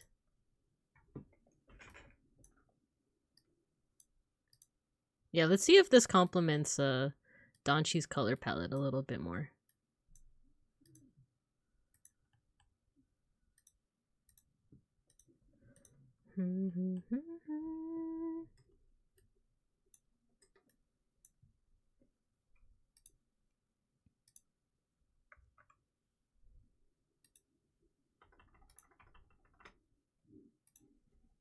There we go.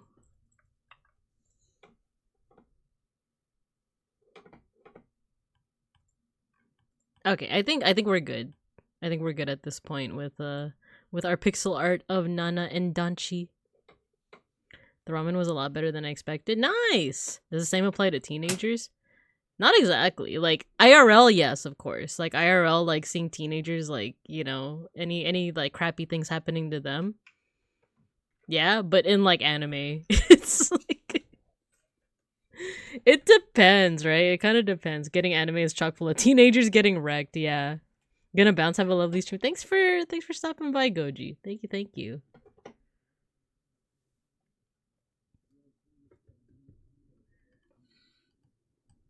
For some reason, bad things happening to high school age characters doesn't bother me as much when it happens to young kids, even though high schoolers are very much still kids. This is true.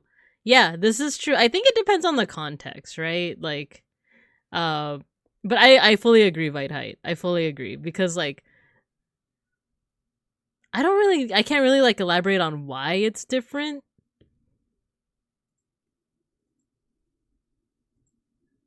I'm thinking now. I think it's because when it happens to little kids, usually it's like from adults who are like very much like taking advantage of them. And yes, adults can also take advantage of teenagers, which sucks. But when it comes to like drama shows, right? Like when I was talking about Scum's Wish, it's because a lot of the time it's like well, actually there's also adults doing crappy stuff to teenagers in that one too. But like I was gonna say, like it's like teenagers being crappy to teenagers. Their high school shows, IRL, the actors are usually all adults, so it's not that bad. Yeah. That too. I was just thinking of like, so me and Beans, we've actually finished Naruto for real this time. We watched all of the relevant movies that we want to watch. We watched all the episodes except for the fillers, and we actually finished it. And and we started watching Don to Don, and we just watched the episode where there's a girl who bullies the main. We're only like I think 3 or 4 episodes in, and there's a girl who like low-key bullies the main guy Okarun, and then like the main girl Momo, she like gets mad and she like uses her power to make a wash pan fall on the girl, and like, you know, that's what I mean. It's like teenagers being mad at teenagers. But when it's like a much older person taking advantage of like a much younger person, then it's like effed up, you know? Remember an anime called Erased? That was pretty good. Less for the edginess, but the suspense. I like Erased. I liked it a lot. I know a lot of people didn't like the ending, especially to the anime, but I thought it was okay. And like I think it's because I was watching a lot of anime YouTubers at the time, and a lot of them were talking about how like, oh, the ending to Erased like sucks compared to the manga. And like as someone who didn't read the manga, I thought it was fine. So yeah, a lot of people got super butthurt over it. Yeah, right? Yeah, I think that's a really good example of like what I mean by like crappy things happening to kids, especially when like taken advantage by like adults, right? That one was, I really liked Erased actually. I like all the Easter eggs, or kind of like the stuff that was happening with the opening. I'm a real sucker for when an anime opening changes, but not completely, like ever so slightly to kind of fit what is happening in the story. And Erased did such a good job of that. Like there was the episode where they the ending just didn't have the main character in it. And I think that's the one where like I guess spoilers for Erased. If you plan to watch it, mute me for like 5 minutes or so. But there's an episode in Erased. Spoilers starting in 5, 4, 3, 2, 1. There's an episode in Erased where it's presumed that the protagonist is dead, and like they just end the episode, and the next episode, the opening doesn't have the main character anymore. And I thought that was like, I don't know, it's such a small thing, but it's like, ooh, I'm such a sucker for that.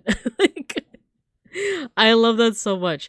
And then I think after they reveal who the culprit is, they uncovered that person's face in the opening. I like that a lot. The endings of Chainsaw Man did something like that. I like that too, but I know that the endings were all completely different. For me, like, I like that too, but for me, it's when the opening is ever so slightly changed. And I can narrow down exactly when it started. It's when Digimon did it. It's when Digimon Adventure 1999, the dub, which we watched last summer, did it. Because when they revealed who the 8th child was, she was in the opening. And the Japanese version is actually more egregious in how it spoils it. Because, like, I think they reveal it before she's even revealed to be the 8th child. Whereas the American version, I think they did it, like, the episode of. So it was, like, a slight spoiler of, like, oh, I guess Kari's the 8th child. But, like, the Japanese episode, I think it did it, like, 5 episodes ahead or something like that. Or 2 or 3 episodes ahead, where it's like, why is this character suddenly way more prominent in the opening? But I do like what Chainsaw Man did too, because I think what they did is they had completely different endings for each episode, which was cool because that means they had completely different songs for each ending and completely different animations for each ending. So that was cool. That's like one of the few live actions that I like. Erased. Oh yeah, Erased does have a live action. Nice. Dorohedoro. I actually haven't seen that yet. I have heard that it like is amazing. I have a friend who's like, she's I'm like, I want her to be if she ever goes into like YouTubing, I would want her to be like an anime YouTuber. She actually is funny. I met up with a friend recently. I think I mentioned before that I have a couple of friend events that I went to recently. And I was able to catch up with a friend of mine who said that she was interested in VTubing. And I'm like, oh, I got some resources for you, girl. But also, like, she's such a, like, how do I say this? Like, she's a reliable source when it comes to, like, good anime recommendations. I'll say that. Because I don't know if she still is able to do so nowadays, but I remember when we were both in college together, a lot of her, like, Instagram stories would be, like, her watching, like, not every anime, but any anime that piques her interest per season. So she was like a good source of like, okay, what should I watch this season, right? I don't know why I thought this was the opening to Dan Da Dan. And now I want to listen to the opening for Dan Da Dan. Creepy nuts. Dun, dun, dun, dun, dun, dun, dun, dun, dun. Nice. Yeah. So if you guys see me chatting up a relatively new PNG or VTuber, might just be my friend. Dorohedoro has amazing music. It's so good and it's gory but not to kids. I think you'll like it. Yeah, it's my friend. She's the one that recommended that to me too. I'm kind of down. Your alien emote goes perfectly with it. But you're right. Throw it back.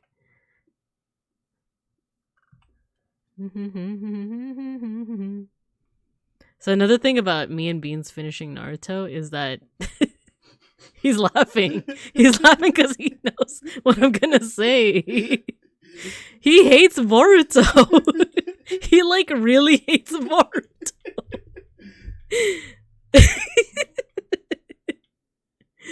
Which I think is fair. But like it's like an intense hatred. It's like because I'll just say that I don't like it as much as Naruto. I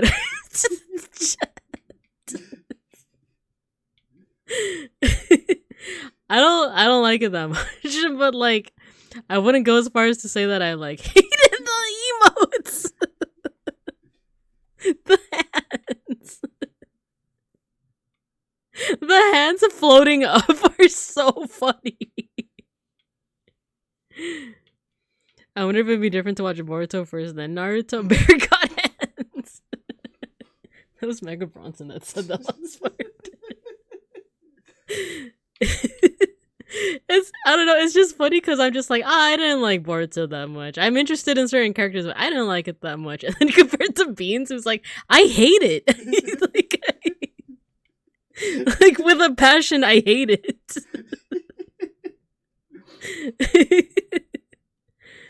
Not even the producers like Boruto, that's why they had to bring his dad back. For real? Should we give it another chance? I don't think Beans is open to giving it another. Maybe. He said maybe. That's cool. I'm so curious. I know we have an ad break coming up, but I'm so curious. Oh no, let's put you guys in recess. We have another ad break coming up. Bear God Hands is so funny. Random has added Randumpy to his emotes. I know, I was spamming the heck out of that in the membership stream. I mean, a spin-off based on Boruto's dad would be cool! They introduced Naruto into the story. Okay, I'm kind of curious. But I'll see you guys after the ad break. I'm gonna stuff my face with some takoyaki right now. I haven't watched Boruto either, that's so funny. Alright, I'll see you guys after.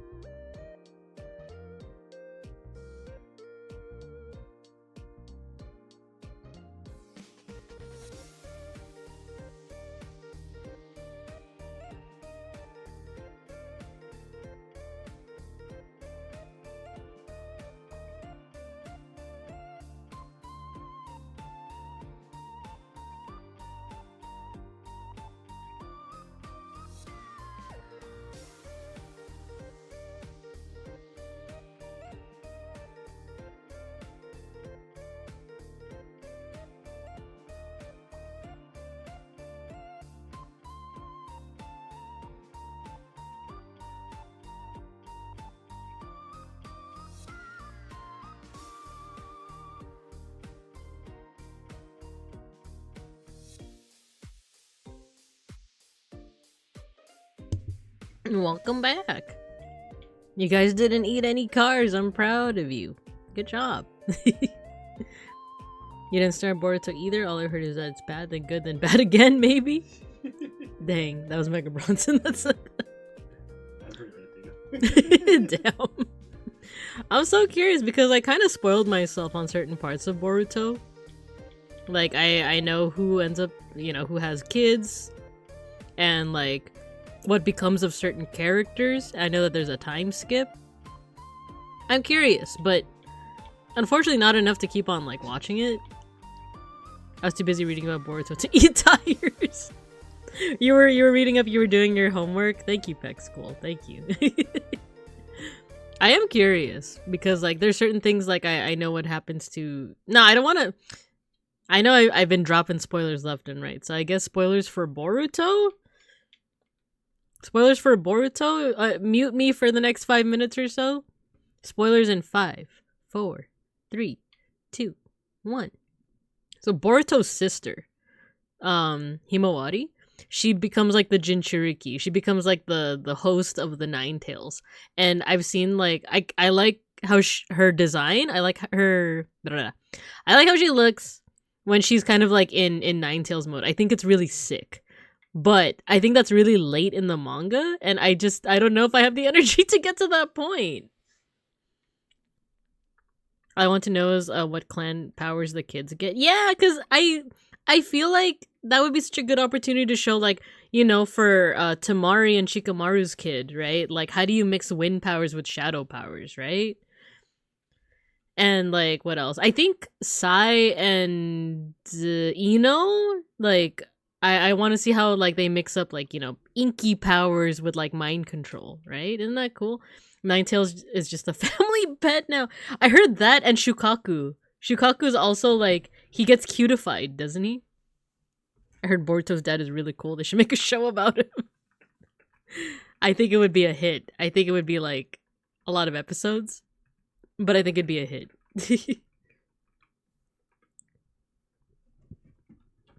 What was I gonna do? Oh, I do have a... Let's see. I'm gonna hide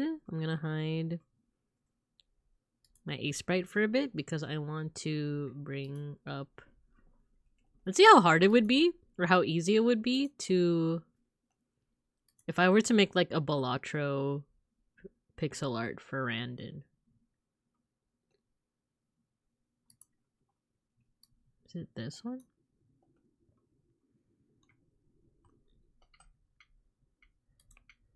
There we go. So someone kindly uploaded the Balatro like sprites.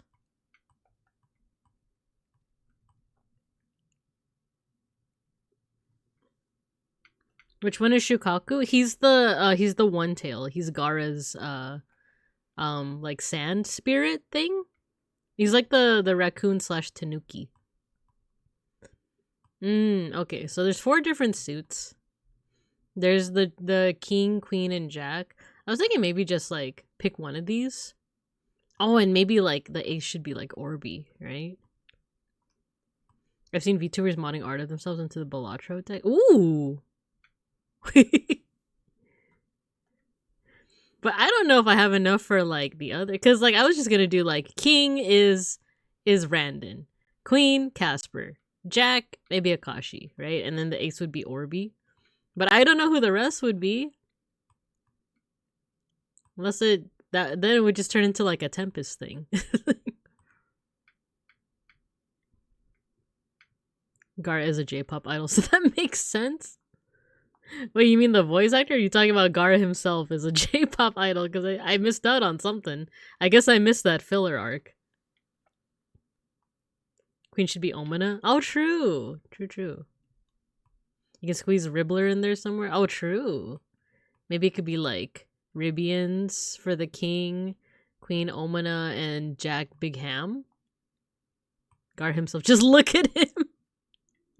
Yeah, I don't... Okay, in terms of designs for Naruto, you know, I don't know if I'll be able to actually make the pixel art for this, but I do like the idea of brainstorming. What if we just made it its own suit? It's the suit of orbs, right? Then it's like 10 Orbeez. But I'm just brainstorming for now. The very first OC you made was a Naruto OC. So Beans and I were talking about that when we were first watching Naruto on how good the world building was. And like it's one of those things where like you can see how a lot of people in like the deviant art days might have gotten their starts with like making OCs.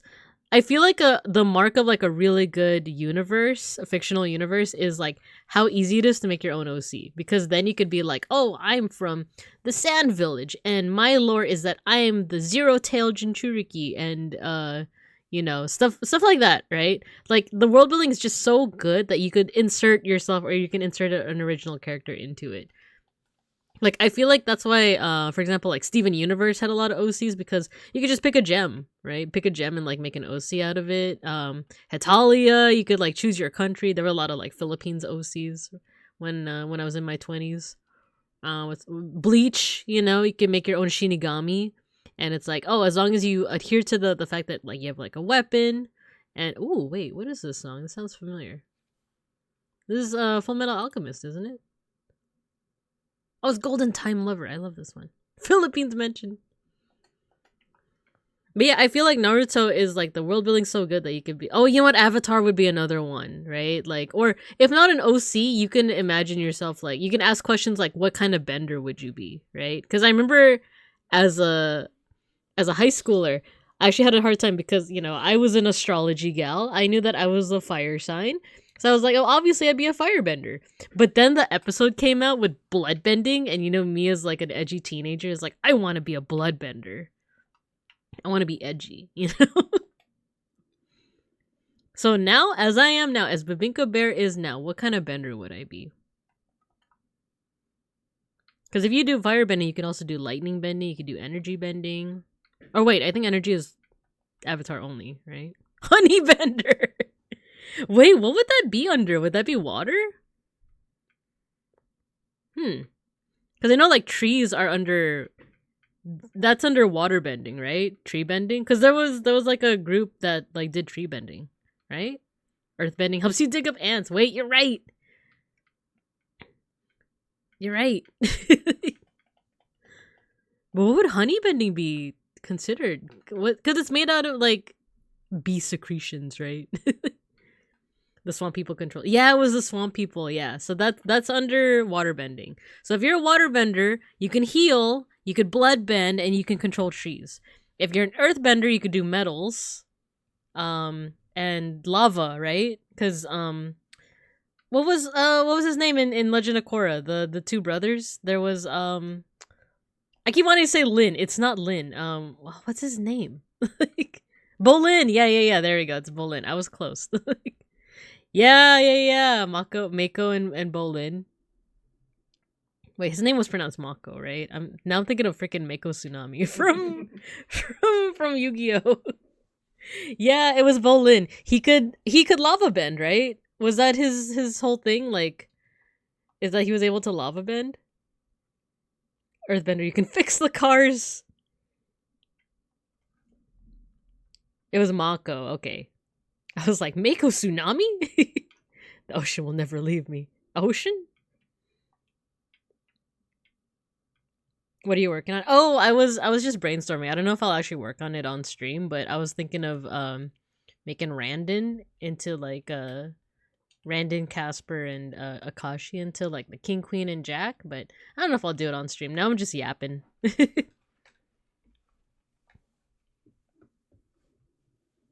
He could because he was an earthbender. Ah, okay. Brain, what bender would I be? I'm literally a sea slug. I love me some hinged Binka yaps. I appreciate it.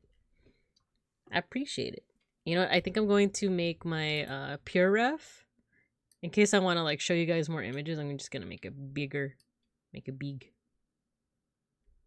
Or maybe keep it to this size, but I'll make this bigger. There we go. So there's another. And I think let's we could delete the refs now. So say goodbye to Nana and Danchi. What was I talking about? I was gonna talk about this. So the designs in Naruto blank period.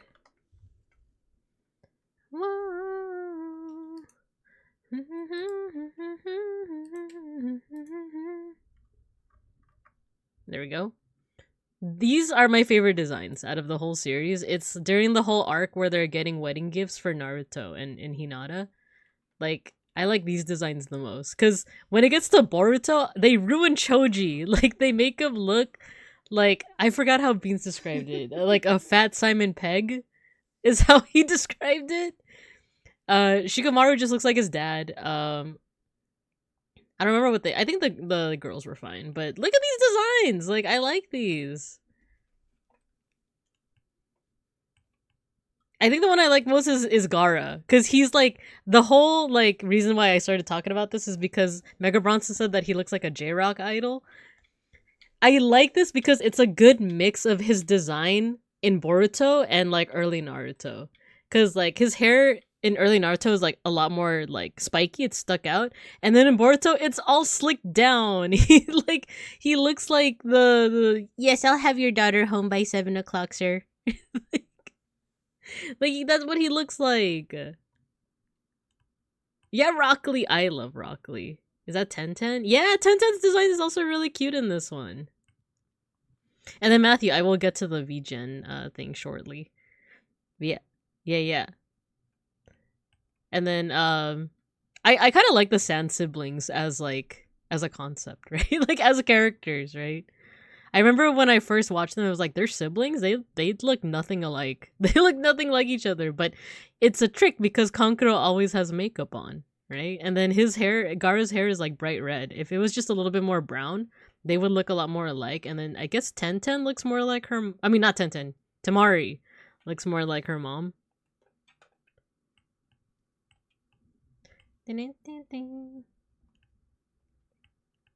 Shino also looks pretty good. I don't know how I feel about his Boruto design.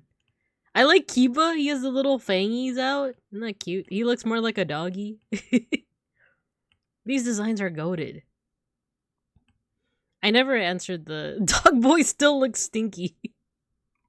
Just a little bit. Just a little bit. I think it's funny that he falls for a cat girl. A cat ninja girl.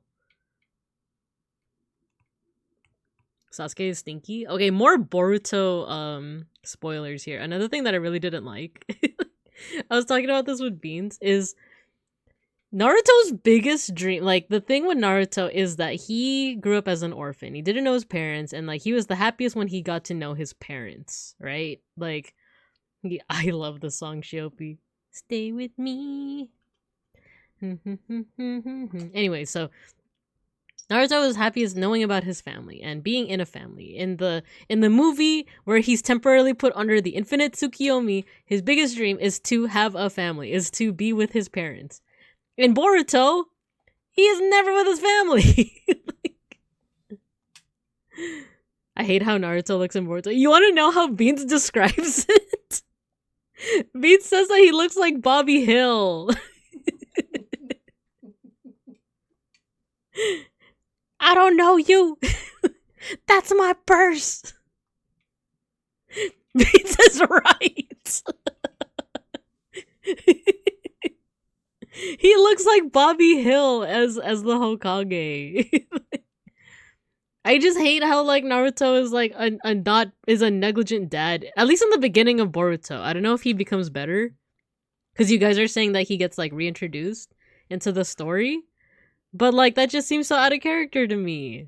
It's like, this guy dreamed of having a family, of being with a family. Like, this orphan child wants a family. What do you mean he's too busy doing Hokage stuff to be with his family? I don't know, man. I don't know. And then, Sasuke and Sakura, their whole relationship... Okay, so I'm gonna tell you guys what I told Beans. I feel like there was a little bit of meddling. There was a little bit of executive meddling. Maybe not executive, but like editor meddling when it came to the Naruto manga. I don't know if I'm out of my depth here. I don't know if there's some Naruto experts here that can correct me. But I feel like Kishimoto, the author, had an original vision with where he wanted the story to go. And then somewhere down the line, an editor was like, maybe not go that way. Maybe not. Because what I saw from the story is that Sasuke, he's on this road to being evil. like unforgivably so, because he goes from like, I want revenge on my brother, but we're not gonna kill any innocent people on the way to that revenge plot, you know? There's even a part where he's like, we don't need to kill people. Like, all I want is revenge on my brother Itachi. And then once the truth comes out, once Itachi dies, and once the truth comes out, he's like, well, now I just want to kill all of the Leaf Village, or I just want to, like, you know, destroy everything. I'm so evil. I'm gonna kill whoever I want. Blah blah blah. That like is starting to lead down this path of like he is irredeemably evil, and he's probably gonna die by the end of the series, right? And then suddenly, like during the Great Ninja War, he's like, you know what? Actually, I'm starting to change my mind. Like, actually, Hokage is resurrected from the dead. You tell me, like, how I should feel about this situation. You tell me, you give me a flashback. You give me 5 flashback episodes on why I shouldn't kill the Leaf Village. And eventually he relents, and, like, ultimately, I'm kind of okay with him, like, relenting and not dying at the end. But it just seems like at the very end where he still fights Naruto, and he's like, what I want for the Leaf Village is a revolution. Like, I would have been so supportive if he was from the start being like from the moment Itachi died, if he was like, I think the Konoha needs a revolution. I think it needs a big upending of how its governmental systems are. I think it needs change. That would have been more believable at the end if he was like, I think Konoha needs a revolution. But it just feels like me like a butt pull, right? The war that lasted 2 days. Back school, yes, I know. That's crazy to me. That the whole war, the whole 4th Ninja War was 2 days long, and at the end of the first day, half of all of the ninjas died. Like, that's, what was it, like 40,000 people died? You don't see those numbers in any, like, IRL war. Arguably, this isn't an IRL war, it's a ninja war. But it's like, still, that's a lot of people. I don't know anything past episode 1, but I'm amazed even this many people live to the end. Right? I never cared about the kids. Kakashi's the best characters. Yeah, it's crazy. I'm fully invested now in Naruto. Sasuke changed his mind from evil to understanding in 2 days. Oh my gosh, I didn't even put that together. You're so right. He changed his mind in the span of 2 days. Oh my gosh. Because, okay, so another thing is, like, the reason why I bring all of this up is because of the relationship between Sakura and Sasuke. Is, like, their relationship feels like, not super forced. There was one thing that kind of changed my mind on them that I haven't even shown Beans yet, but it's because, like, when Beans and I'm going all over the place. Beans and I watched the movie, it's called Naruto The Lasto. Naruto The Lasto. Like, and it's all about Naruto and Hinata developing their relationship, which leads into them getting married and them having kids, leading to Boruto. During that entire movie, it felt so forced. Like, their relationship felt so forced to me, because for the entirety of the series, it was a one-sided thing. Hinata had a crush on Naruto, and at no point did Naruto return the favor. Even during that one arc, I know I'm, like, going deep into the spoilers. I'm sorry for people that are getting spoiled.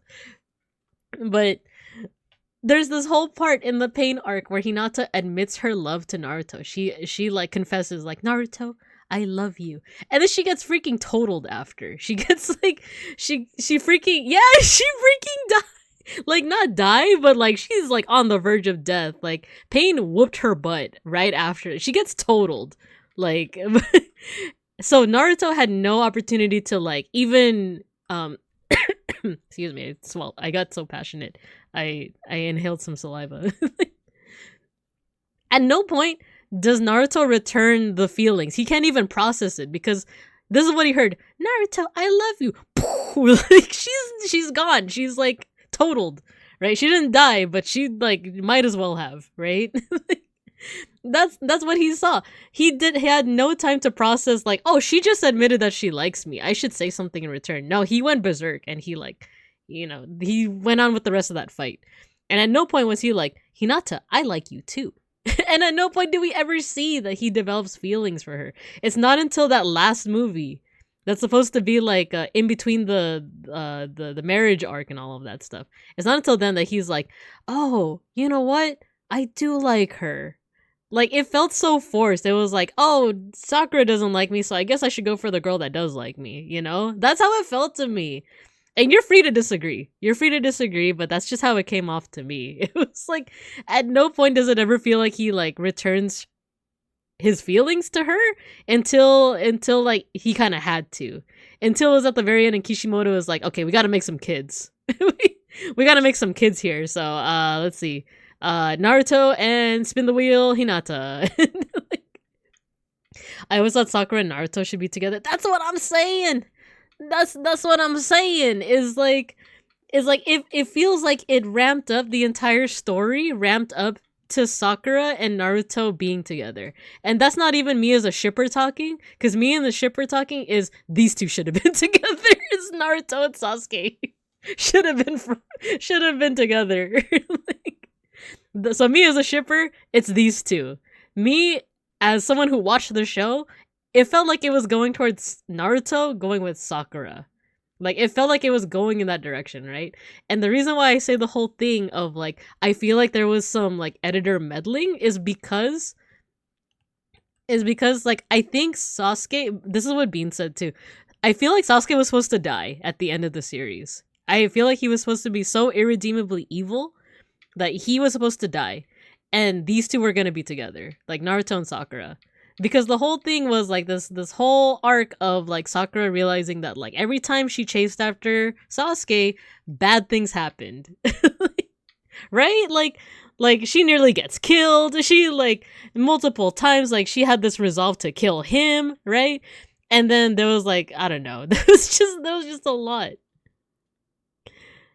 And Hinata should find a lesbian lover and live her best life. It's true. Naruto Sasuke forever. Naruto and Sasuke bleeding out together after the battle. Come on, people! Back school, yes, 100%. Because, like, I'm the shipper, right? I'm the shipper, but after that episode where, like, that last episode where they're bleeding out and their hands are connected, the blood of their severed hands are connected, even Beans was like, yo, like, are these guys, you know, did they just do the thing together? Like, come on. It's like the ending to we're gonna circle back now to Devilman Crybaby. Spoiler alert for Devilman Crybaby. Mute me for like 3 minutes or something. But spoiler for the ending, the very, very ending of Devilman Crybaby. Spoilers in 3, 2, 1. The ending where like the was it Akira and what's his face? The angel guy? Where they're next to each other on that little island, and then it's eventually revealed that like Akira's dead. Doesn't that look like they just did it? That they just like had sex? Like the post-coital, you know, like lie down pillow talk kind of look like that. That's what the end of the Naruto Sasuke fight looked like, right? Like, still mad about Keith and Shiro and Voltron. I never actually watched Voltron. I knew that like during the peak fandom days, the Tumblr days, they were roommates. Right, Schnackery? Schnackery doesn't like me talking about yaoi. He doesn't like it. I didn't watch Voltron, but I did see like a lot of stuff on Tumblr, like during the peak of the fandom. So they baited it. Really? They blew it all in the last 2 seasons. Oh, man. Let me see what they look like. Voltron, Keith, Shiro. One of them have like white hair. Oh, he starts out with like a white tuft, and then he gets like fully white hair. Not me googling Voltron, Keith, Shiro, and the first result is shipping wiki. I remember I saw the manga panel of the blood making a heart as they bleed out, and I was like, BS, that's edited. And I looked it up and it was true. That's so good. Wait, what does the manga panel look like? Because I know what it looked like in the anime.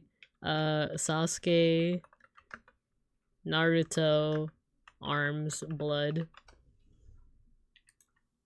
It doesn't make a heart! It totally makes a heart. Oh my gosh. Okay. Let me get the color panel for this, because this looks great.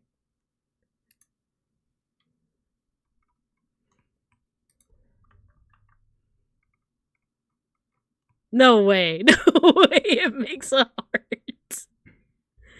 Doki doki. Doomed yowie. Doomed yowie. I love it. Man. Anyway. I think that Rock Lee's kid, the mother is 1010. That's what I think. Anyway. Right? It's a heart. It's a heart.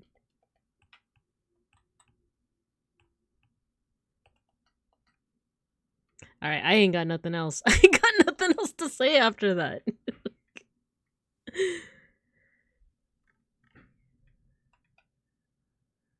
There's some like weird sounds coming from them. Oh, you know what? I think it's like handiwork. I think it's like hammers and handiwork. Okay. I think we're gonna call it here. I've expended some energy. Tetradoxic, hello. Looks like they're holding hands. Right? That's what I'm saying. But holding hands is forbidden. It's forbidden, that tells you. Yeah, I think I am going to call it here. I'm gonna make sure that no one raids into me. Tomorrow, yeah. Sorry, Tetradoxic, we're gonna end it soon, but we will. Let's have a mosh pit. Let's have a mosh pit. Kimete, it's okay. It's okay because you're still here. You're still here. What are they gonna do? Oh yeah. So tomorrow is gonna be a watch along. I was mulling it over in my head on how I was gonna do this because usually when I do watch alongs, because I don't want the wrath of Twitch TOS or DMCA to come after me, I usually do them on Discord, but this time around, I kind of want to do it on stream, but I won't show the videos on stream. What I'll do is I'll do the thing where like I have a timer, and you can follow along, and I'll give you guys the link because it's the video is freely available on YouTube. It's 2 videos. One of them is called the Popol Vuh. Actually, how about this? I'll give you guys a preview. I'll give you guys a little preview of the 2 that we're gonna be watching.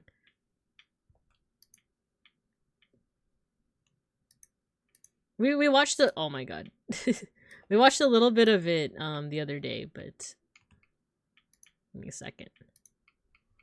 The 5 Sons.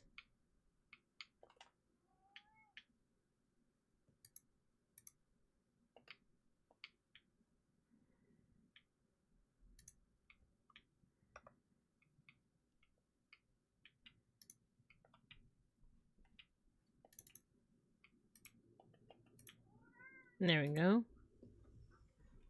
Do they both get sick robot arms? I actually... Oh, no! Stop! Oh, no, not the blinking. I know Naruto eventually gets, like, a bandaged arm? I don't know if Sasuke ever gets a replacement arm.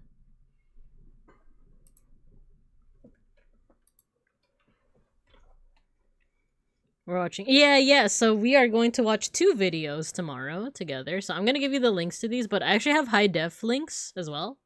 So one of them is called the Popol Vuh. It's the creation myth of the Maya. Sasuke doesn't. Yeah, I think he doesn't, and Naruto does. And I think it's like the cells of Hashirama, the first Hokage. There's some weird stuff with that storyline as well. But yeah, both of these videos are animated by the same person. Their name is Patricia Amlin, and they're animated in the style of Maya and Aztec art at the time. So I'll give you guys a little bit of a preview.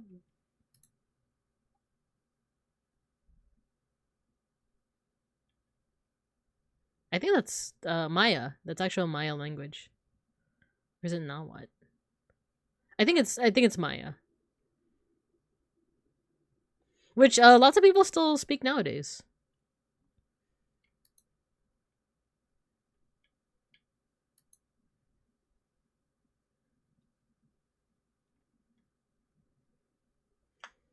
It also has like these really cool like retro vibes to it, right? Like for one, the animation itself is really cool, especially since it's based off like Maya pottery, Maya art, but just like these effects, right? They feel very retro. This was made in 1989, and then the other one, so this is Maya, which is different from Aztec or Nahuatl or Mexica. So this one is more Aztec. This is what this looks like.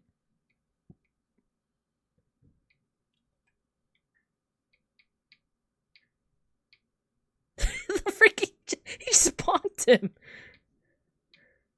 He just bonked him.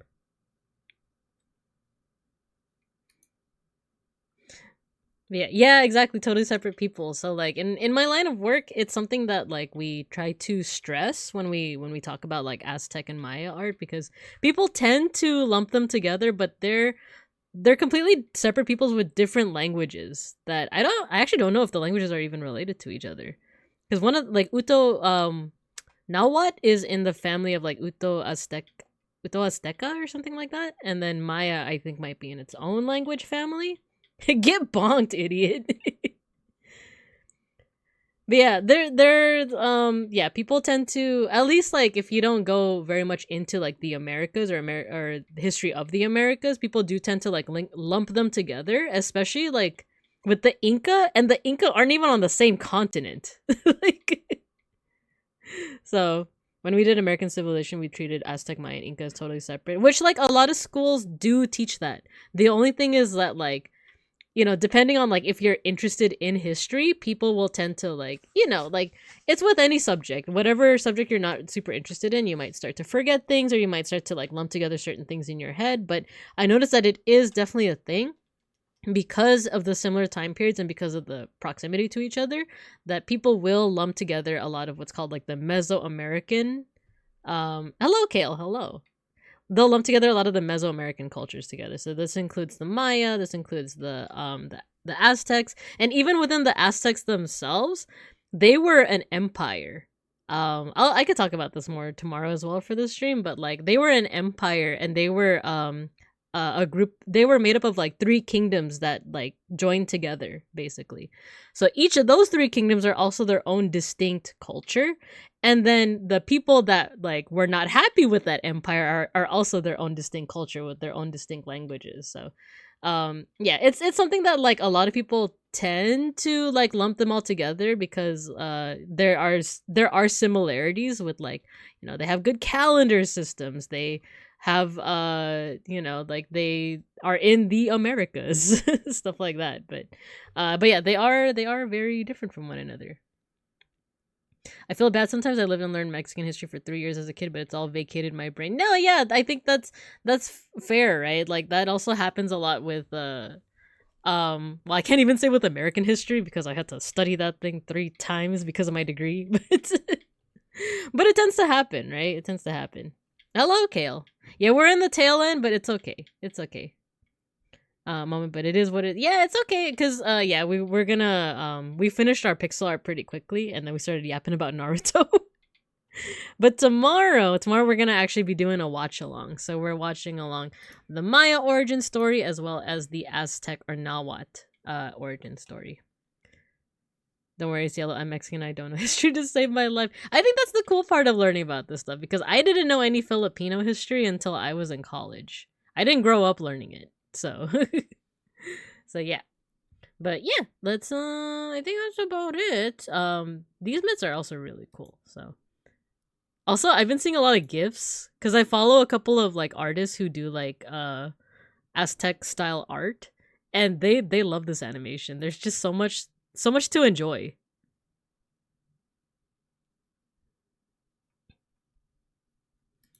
I like the bonk. I like the bonk. So yeah, that's gonna be tomorrow at 6:30. We're gonna do it here on Twitch rather than on my Discord. I'm just gonna put a timer up on the screen, and you guys can follow along, and I'll put the links in the chat. So yeah, but it's not gonna be these links. I have like some high def ones. So yeah. No, not the best bombs. Oh no.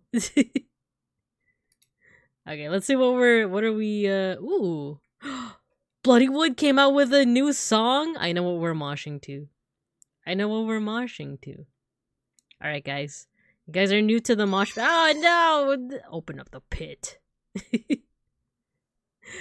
So yeah, if you guys are new to the stream, or you haven't moshed with us before, all you gotta do is pick an emote and spam it. I'm gonna do a chat command to make all your avatars fight each other. But the winner is RNG, and it's not rigged. It's not. All right. 13 hours ago. Let's go. New Bloodywood. Let me know if you guys can hear it, or if it's too loud, or if it's not loud enough.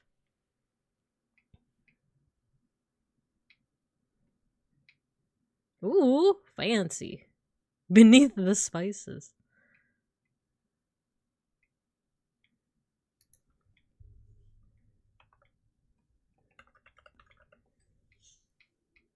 I kind of want to hear the drop.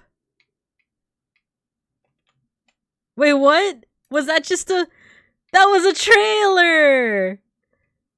We got. That was a trailer. I was so ready. I was so ready to mosh. Man, we got debated. It's okay. Let's listen to other Bloodywood. Oh, it's premiering tomorrow at 7 a.m. But you know what we can watch? It's not rigged. It's not. We can watch this. We can watch the one with Baby Metal. You guys ready? For real this time. This one's sick. I think we saw this one, right?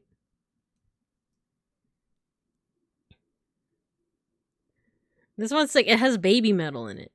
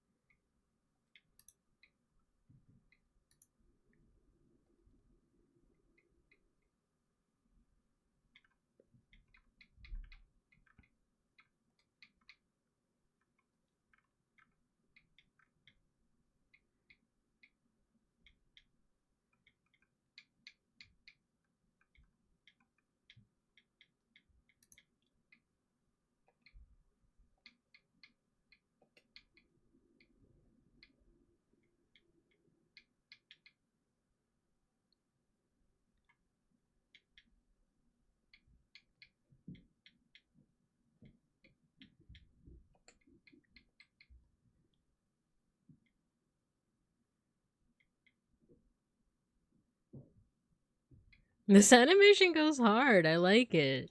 Look at that architecture. Wait, who won the... Oh, Owen! Good job. You survived. You survived the mosh pit. But can you survive round 2? The clock says 60 seconds. The doctor gave me 10 months. Fight. That's a joke, by the way. That's a joke. The doctor did not give me 10 months to live. It's those Arc Systems fight openings. Heaven or hell. Blame the beasts. Round 2. Fight.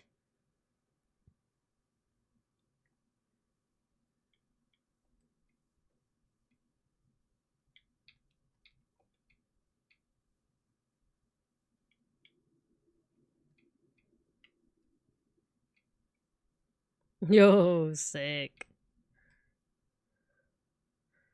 Doctor gave you 10 months until your next blood test. Better study. Oh, no.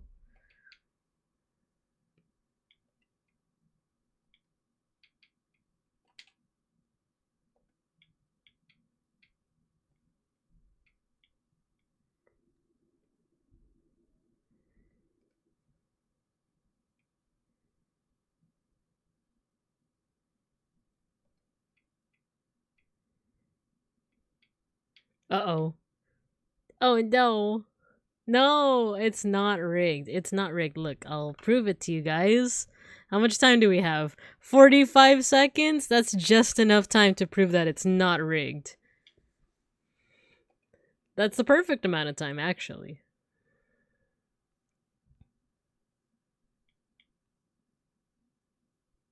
Stare, no. Get tossed, no. No, it's not rigged. It's not.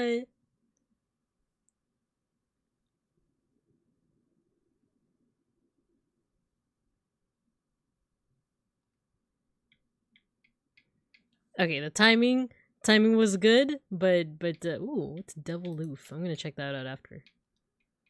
Hehe. Judge Magni. Alright, who's getting it? See, I already died, so it's not rigged. It's Kale versus Matthew. And Matthew just got a med pack. So let's see. Let's see what's gonna... Okay, it's Matthew! I know he is my mod, but it is not rigged. It's not rigged. I'm sorry, Kale. I'm sorry. No, it's not. It's not rigged. Yeah, the Mephisto cover is so good. Congrats. Congratulations. All right, guys. I'll see you guys tomorrow for the watch along. We're gonna raid into River. We're gonna raid into River AM. She hasn't streamed in a while because she was like moving and there was a lot of chaos with the fires and whatnot. But she is back to streaming. I think she just had a birthday celebration recently and now she's playing Hello Kitty Island Adventure. Let's go! Julian, I know, I'm sorry. I know you just came back, but goodbye. It's okay. We'll see each other tomorrow. We'll see each other tomorrow. Let's go ahead and start the raid. Thank you for the pet. I hope you guys have a good morning, afternoon, or evening. And as always, I'll see you guys when I see you guys. Bye-bye. See you tomorrow. See you tomorrow.